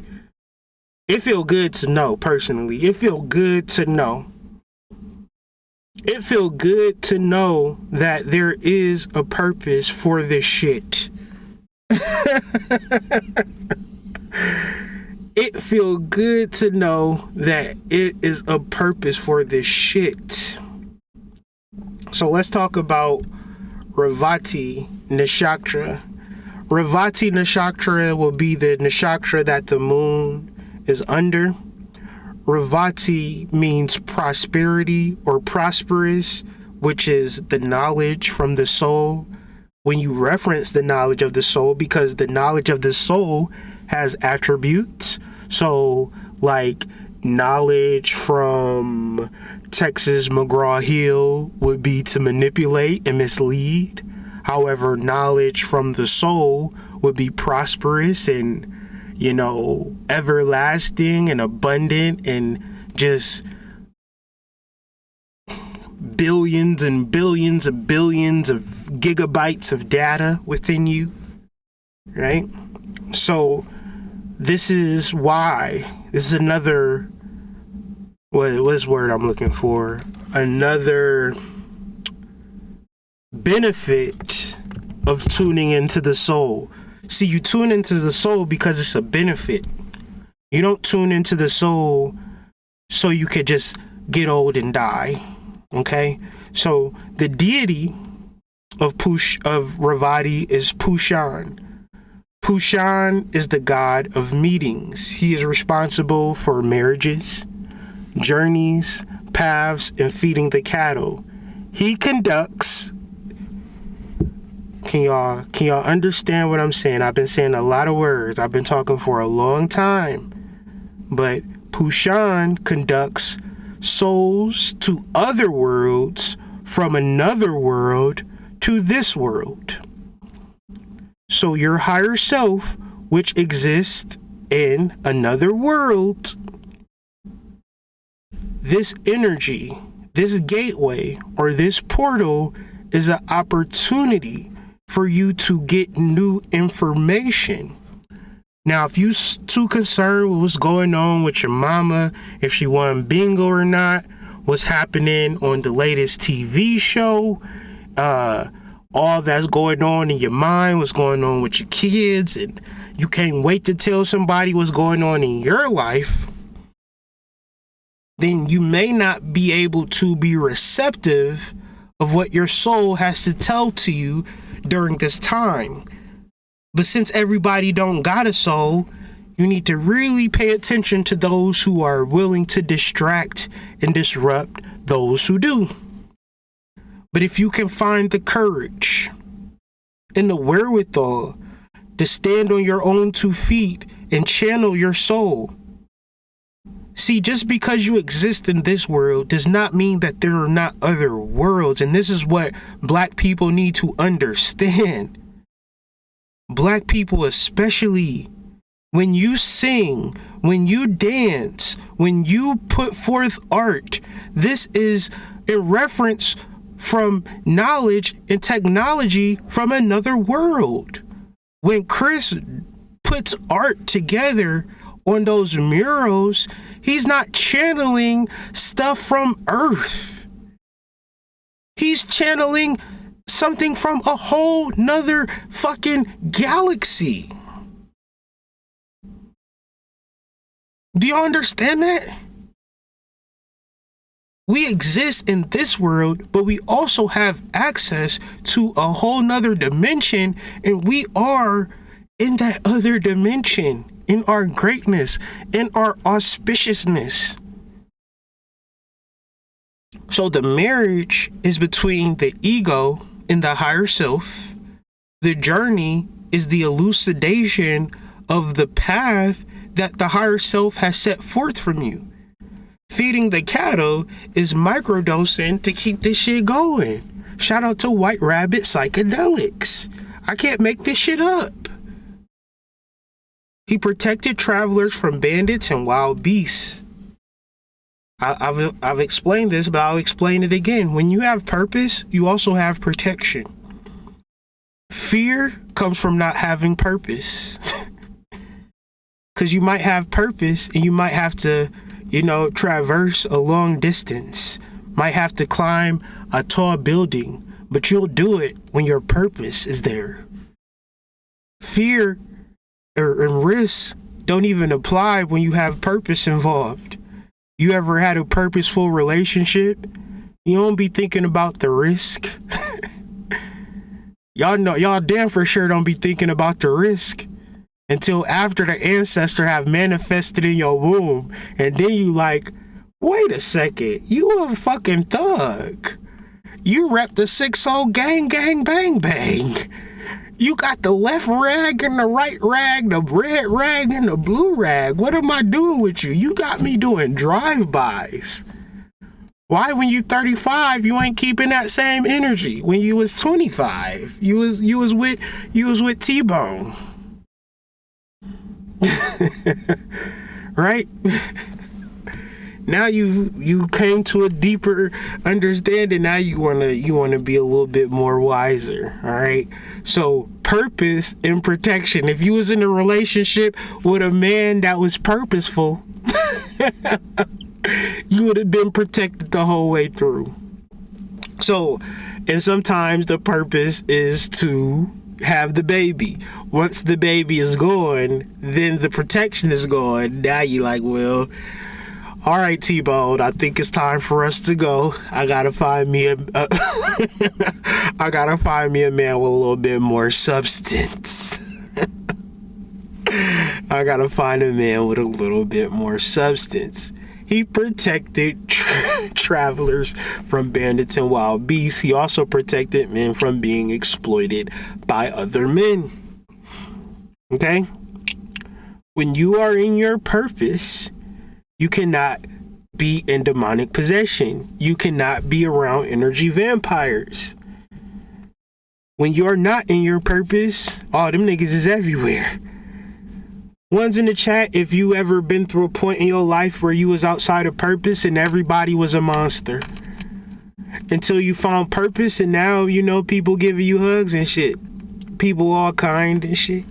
Or even deeper, you know not to go there anymore. Even deeper, you can go to the other side, to the other coffee shop. When you guided by the soul, you ain't gonna go to the hood coffee shop no more. As you remember, Rudra was excluded from the Dakshayana, so he sent his incarnation to Dakshayana. In anger, pierced the sacrifice of Dakshayana with the arrow and broke Pushan's teeth because he attempted to eat the part of the oblation. I don't know what the fuck they're talking about with that. Probably some deeper shit associated with it. If y'all want to learn more, the keys to something. There's some book on Scribd. If you guys Scribd, I'll send you a link if you want to learn more. So let's continue. Mars squared Neptune. And we're going to go through 3 quick transits associated with this full moon.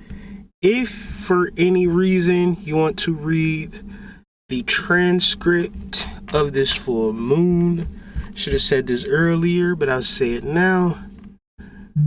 Link is in the description. Everything that I've been talking about, I wrote it. And if you wanted to get the full moon and the new moons before the videos, I dropped this a week ago. So before all of this stuff was happening with the divorce, I had a whole section about love and relationships. Effort is required.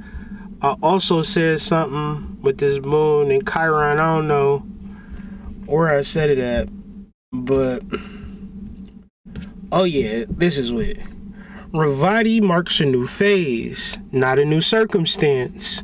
So the chicks getting divorces, thinking that a new relationship is going to be better, but it represents a new stage of the current creation. You may seek a unique situation altogether, right? I didn't know that people was going to get divorced like crazy a few days later, but the stars knew. While the advice is to manage your current relationship, job, or status to improve it. Pushan is the god of paths and journeys, suggesting that running to whatever is new and shiny isn't wise and probably not a good idea. How can you improve what you have while being grateful for all you have without seeking more? So this can apply to everybody.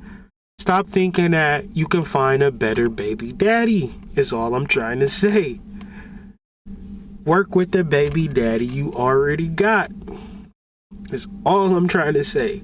Because I got a baby mama, and as long as I'm alive, I would hate for her to bring my 4 badass kids around some unsuspected man trying to have a good ass time with a sexy woman. Now you got 4 kids that just don't give a fuck, right?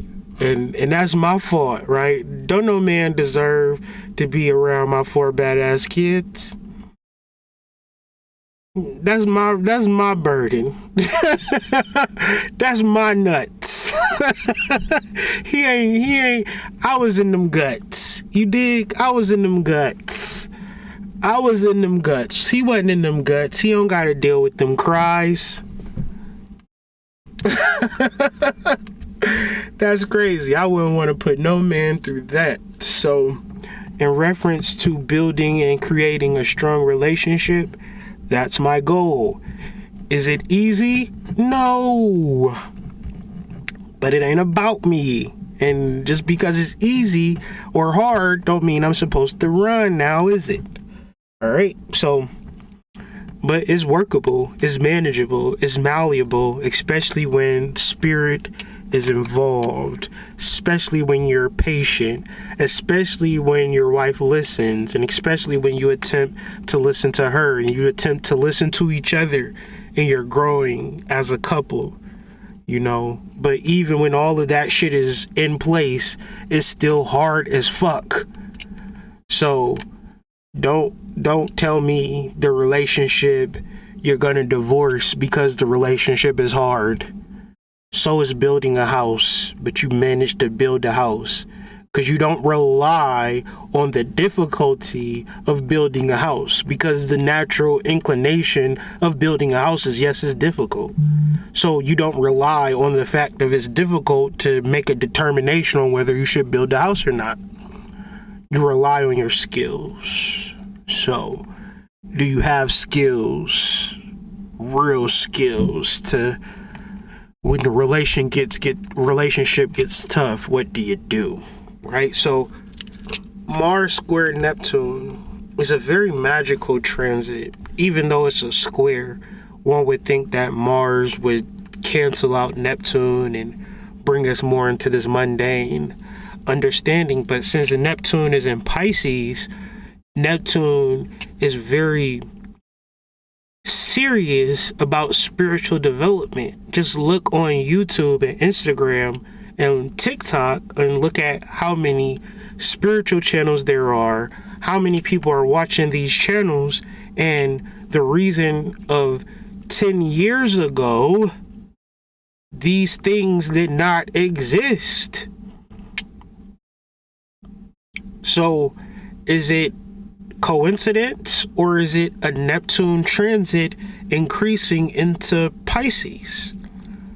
So you have the increasing reality and imprint of spiritual development in human beings.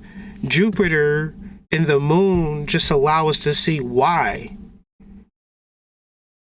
Because our human minds cannot grasp why we even want to do the things that we want to do spiritually. But we do them anyway.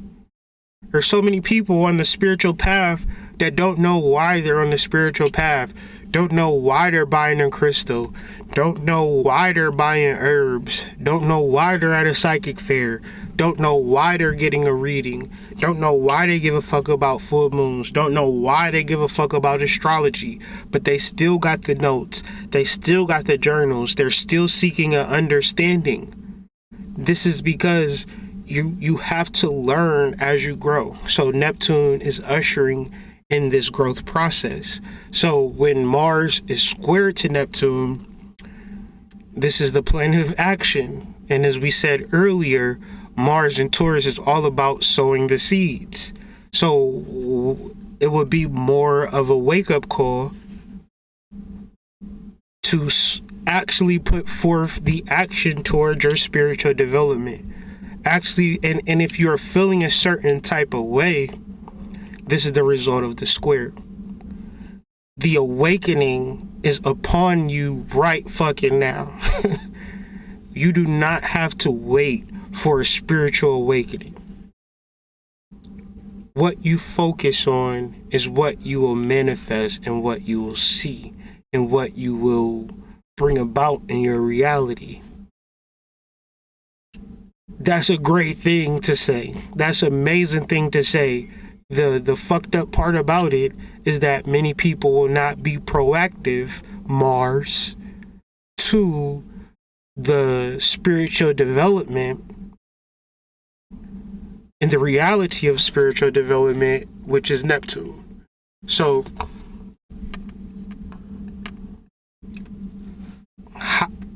are you intuitive?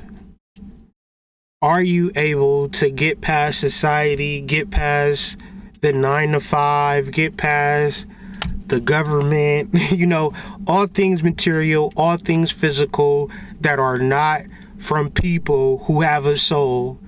Those people have no control over you. Those people have no say-so on whether your life is good or bad. You need to remove these thoughts out of your mind and more tune. The power lies within you. I sound like Captain Planet, but the power is yours. Your intuitive mind is a sacred gift.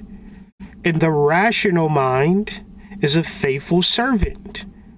We have created a society that honors the servant and has forgotten the gift.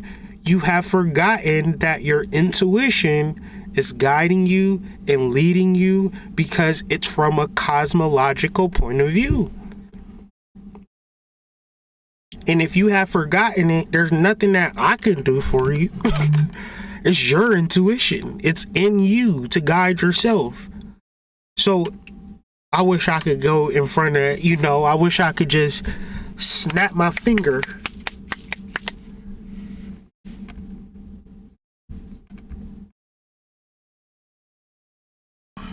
and everybody just awaken to their soul.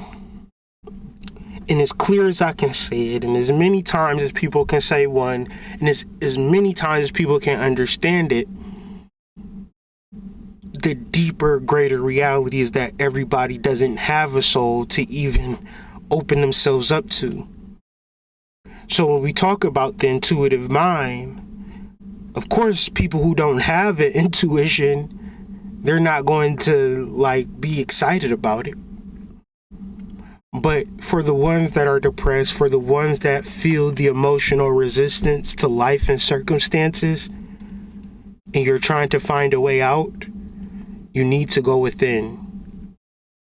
The intuitive mind is a sacred gift, and the feelings that you feel in reference to not being guided completely is because you have forgotten that gift within you. And this is Mars square Neptune. So it's a very spiritual time for all of us. And it's easy for me to say it. I realize that. So the best thing that I can do is be consistent in the message and the saying of it, because a person will have to prove me wrong. Next, we're going to talk about Uranus square Saturn. And so earlier we discussed Saturn and Capricorn, another level of us bonding and mating with our higher self. Uranus awakening ourselves to this bonding. And so what tends to happen, the power comes in the government and spiritual leadership, where they have particular karma associated with them. Those who are sincere about their spiritual journey continue on. But there is a point of being truthful and honest when you are being unethical. And those times for which you are being unethical, like where people is, y'all might not understand this. People who have a soul have to be told that they have a soul. This is the point. When you are a spiritual leader and you have a purpose to help and guide and aid humans on Earth to evolve and advance, and you say, you know what? I'ma just make my money, enjoy the material world. Like Cypher in the Matrix. What happened to Cypher? Did he have a fairy tale ending? Did his ending turn out well?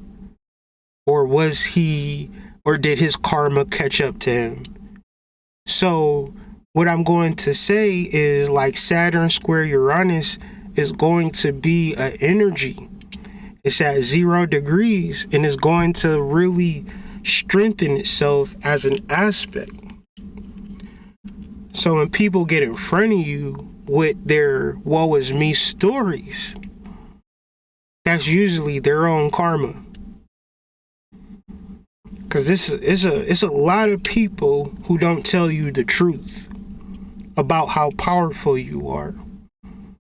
I love it. I love the fact that I could get on YouTube, press upload, and help human beings see the power within themselves. If I'm wrong for doing that shit, bro, strike me the fuck down. I don't want nothing good to happen to me if I'm not in alignment with my soul. I swear on that. I stand on that. If I'm not supposed to be doing this, let me know, soul. Let me know, spirit. Let me know, source. I'm willing to do whatever source wants me to do. Because I also know I'm not here for me. I'm here for you. I'm here for whoever decided to click play on this video. Because people who don't have a soul did not click play on this video. There's no purpose. That's why only people that's going to troll is the niggas that's trying to sell their little psilocybin. But other than that, ain't nobody going to come with no negative energy. Because that would require them to be soulless. I've been on this damn platform for years. I can count on one hand how many trolls have entered my chat. Because that would require soulless beings and soulless entities to even be interested in all the information that we talking that's high frequency, high vibrational. And it's very clear on where the trouble is at. The trouble is in society and in how it's situated and built. But if you can get out to nature, it's a hard thing because you live in the society, in the cities, in the streets, and all of that. You know what I mean? You gotta do what you gotta do, run the rat race. But man, if you could just get out into nature and build Ashe and build the spiritual connection between you and Source, a lot of problems will become solutions. So Saturn square Uranus is about building Ashe, not about relying on spiritual leaders to steal your energy and steal your money. Ashe or Ashe is a Yoruba philosophical concept through which the Yoruba of Nigeria conceived the power to make things happen and produce change. Ashe is the power to make things happen and produce change. Ashe is the power to make things happen and to produce change. You do not build Ashe through giving it to other people. It is given by Olodumare or the Most High to everything. To everything. When we say everything, it's including you. You have Ashe. I really hope you can understand that you have Ashe. And if you're feeling down and out, if you're feeling depressed, only reason I say that is because I used to feel down and out and depressed all the fucking time. I mean, that was my middle name. That was my claim to fame. I wish I could have got an award or a trophy for feeling down and out. And then the words and the utterances of Ashe and the understandings of Ashe, it triggered something in my psyche. And I've been saying Ashe and building Ashe for years, and I'm so grateful. Because Ashe is in everything, including me. including you. Now, Saturn square Uranus is Uranus, the planet of awakenings. Are you awakened to what you have rooted or grounded yourself into? Saturn in Capricorn is the consistent bonding of lower and higher self. Now, that's something that should be happening. Now, when the square happens is, have you awakened yourself to this Ashe? Or are you in the material world, in the physical world, black man, black woman, paying $4.20 a gallon for gas, baby mama calling you an ain't shit nigga, and now you sad? Wake up, black man, you have Ashe. Everything has Ashe. And can't no baby mama tell you that you don't have Ashe. One's in the chat. Your baby daddy can't tell you that you don't have Ashe. One's in the chat. The government cannot tell you that you don't have Ashe. Gods, ancestors, spirits, humans, animals, plants, rocks, rivers, and voice words such as songs and prayers, praises, curses, or even everyday conversations consist of Ashe. I want to have conversations, and I knew today was going to be a long conversation, and I didn't really care that today was going to be a long conversation because I knew this conversation was built upon Ashe, was built upon spiritual power. I'm not going to guilt or shame myself for having a long spiritual conversation. I'm coming into the reality that some of you niggas need a long spiritual conversation based upon Ashe. Some of you don't have enough Ashe in your life and in your everyday conversations. One's in the chat. Most of the conversations you have is how the weather and or no conversation at all. Can you give me a ride to the store? Not much Ashe. So when I talk about Capricorn and Saturn and Uranus, some of you niggas might need it. In addition to its sacred characteristics, Ashe also has important social ramifications, reflected in its translation as power, authority, command. A person who, through training, experience, and initiation, learns how to use the essential life force of things to willfully affect change, called Ashe. So we have an opportunity.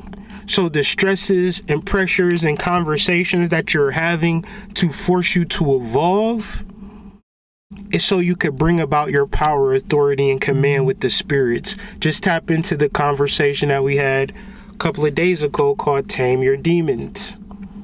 You tame your demons to allow Source to go wild and crazy.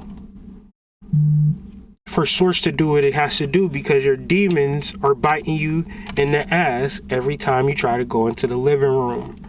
Neptune, Sextile, Pluto. This is a transit that has lasted since 1952 and is going to last until 2030 something.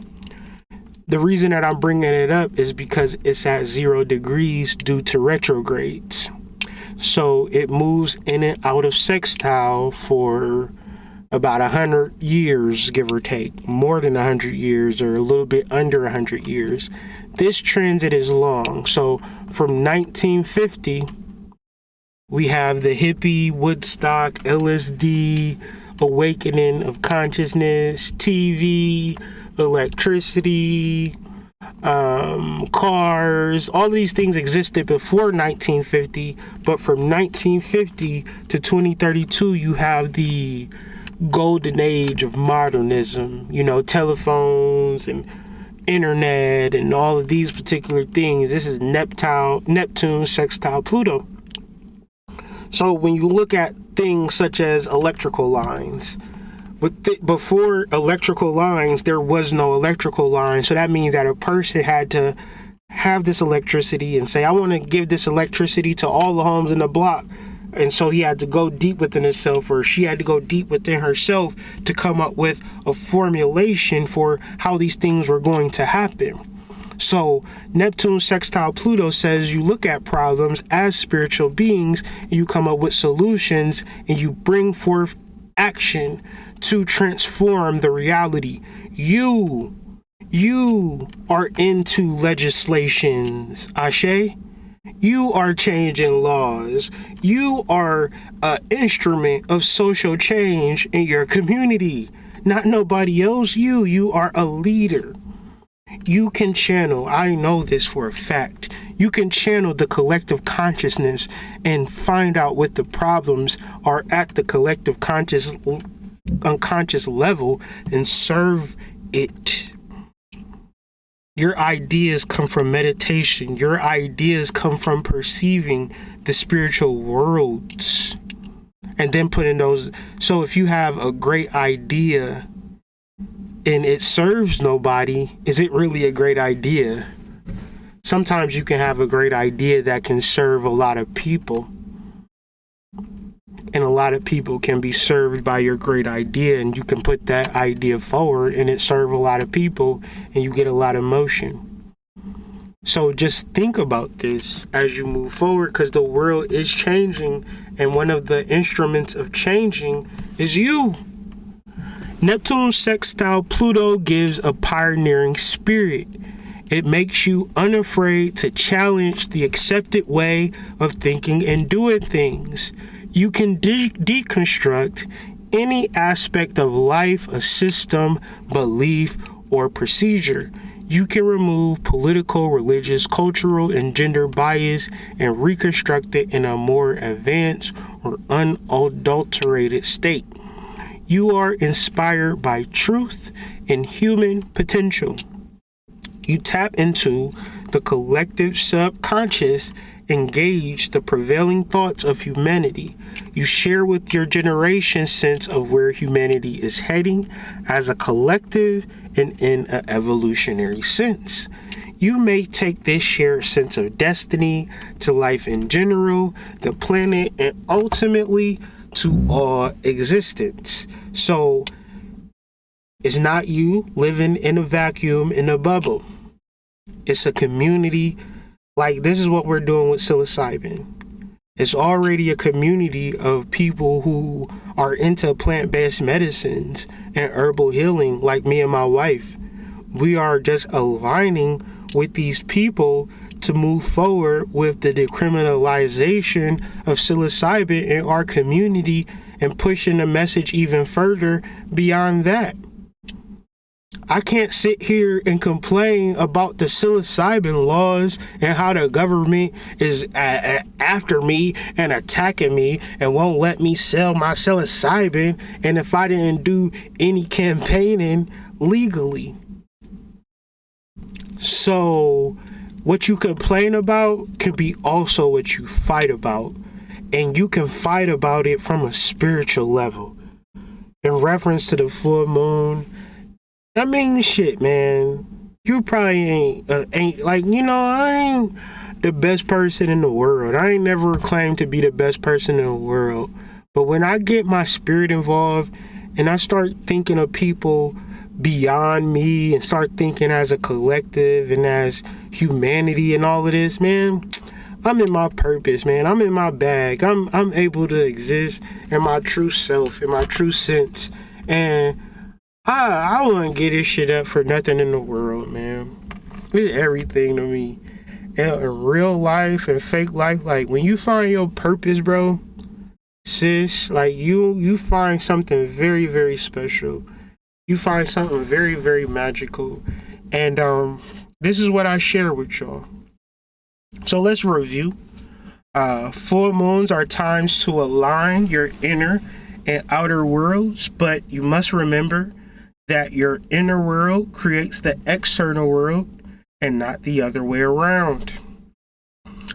Love is a powerful tool to get your goals accomplished. Let love give you new ideas and wisdom that reason and logic do not. We must remember this. Everybody does not have a soul.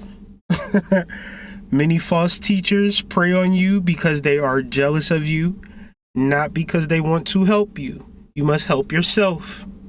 You must guide yourself. You must wash your own ass. You have never found somebody so spiritual that they could wipe your ass for you by wiping their own ass.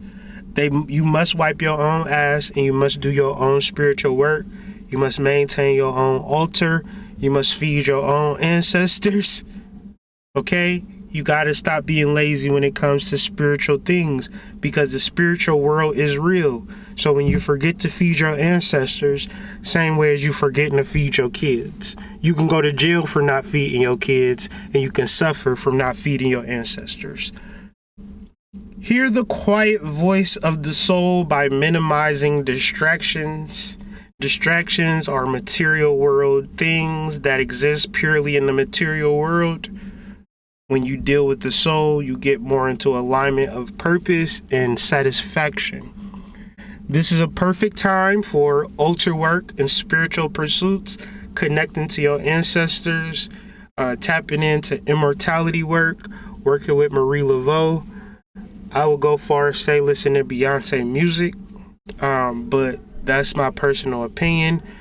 Y'all can take that with a grain of salt, actually, but I know goddesses when I see them. Following up, even if I don't like her all like that, I'll be more jealous of her power than I'll be. I can't say that she ain't a powerful spiritual being having the human experience. If I'm mad at her, I'm just jealous because she self-actualized to her fullest capacity, and I'm still lagging behind, dealing with this matrix shit. I want to be at your level, Beyonce. Follow your soul, not the matrix. Make peace with the world that is transforming. Hey man, this was my presentation, y'all. I really do appreciate y'all for stopping by. I know it's kind of late, but hopefully you guys could leave a like or something like that. That would be awesome. Yeah, take this full moon seriously. Have the intentions on the forefront of your mind. Make sure your spiritual life is in order. Make sure you've maintained your altar, connected with your ancestors, purified your mind, and been so deeply connected to your soul that you have been led and guided by that force. I am the Mystic. I care about your spiritual development. That's why I'm here. That's why I'm sharing this time and energy. If you want a more clear understanding of what I've just said, I just wanted to share and kind of have a long form talk, but this will be like a 5-minute read. If that, the link is in the description. Go ahead and subscribe to the White Rabbit Substack. It's free. Or you could get the paid version where I have some weekly shadow work things, and also I do have certain articles where the paid subscribers get it first, and then sometimes it becomes free at a certain point, or it never becomes free. But if you pay $5 a month, you get access to everything. And yeah, man, I just care about this stuff so much, and I want to share about it so much, and that's why I'm here. So I take the time, I take it seriously. So hopefully you can take the time and take your spiritual development seriously, and we can hopefully one day meet in the middle. But other than that, man, I think I'm about to head home and enjoy the rest of my evening. I have another presentation that I'm working on in reference to sexual energy, Kundalini. It's a lot that's been going on between men and women relationships, and I think it's a perfect time to talk about sexual energy and spiritual development and how it looks like in the modern day times. So with that being said, I'm the Mystic, ColumbianExchange.com, White Rabbit Psychedelics. The link tree is in the description. Look us up. Oh yeah, tomorrow we're sending out a new email. We got some new specials on the way. We got some new strands that you're going to absolutely love. Just want to say thank you for all of the support. being who I am and doing what I do is pretty amazing to be me. I'm very much happy to be myself, but who I am is because of people like you who, you know, support, donate, buy shit, all of that. It helps me the fuck out. And y'all don't have to fucking do that. You could ignore, you don't have to do anything. So y'all actually take the time out and treat this shit seriously, and allows me to keep going and do the things that I love, man. And I can never thank y'all enough for the support that y'all have given me through the years. So I hope that y'all feel the love reciprocated from the love that y'all give me. I hope I send it right back to y'all. I want to put a lot of effort into my videos, into my content, into my writings, and the effort is for you guys, that you guys have some sense of spiritual development and spiritual understanding in a world where it's hard to find. So thank y'all once again. I'm so grateful for y'all for being in my life. My family thanks you, and we're gonna just continue this thing, and peace.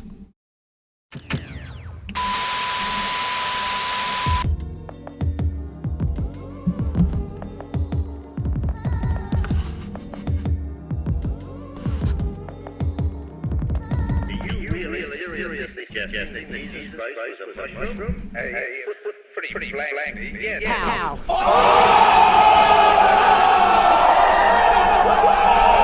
Surely you don't suggest Jesus Christ and his various disciples were not human creatures. Yes. You are dealing with a secret cult, a secret society. The stories of the New Testament contain certain incantations, certain magic names, which were really the names much.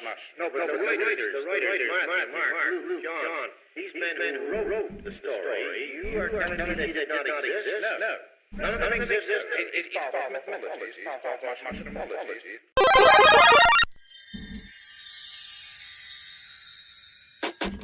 mythology.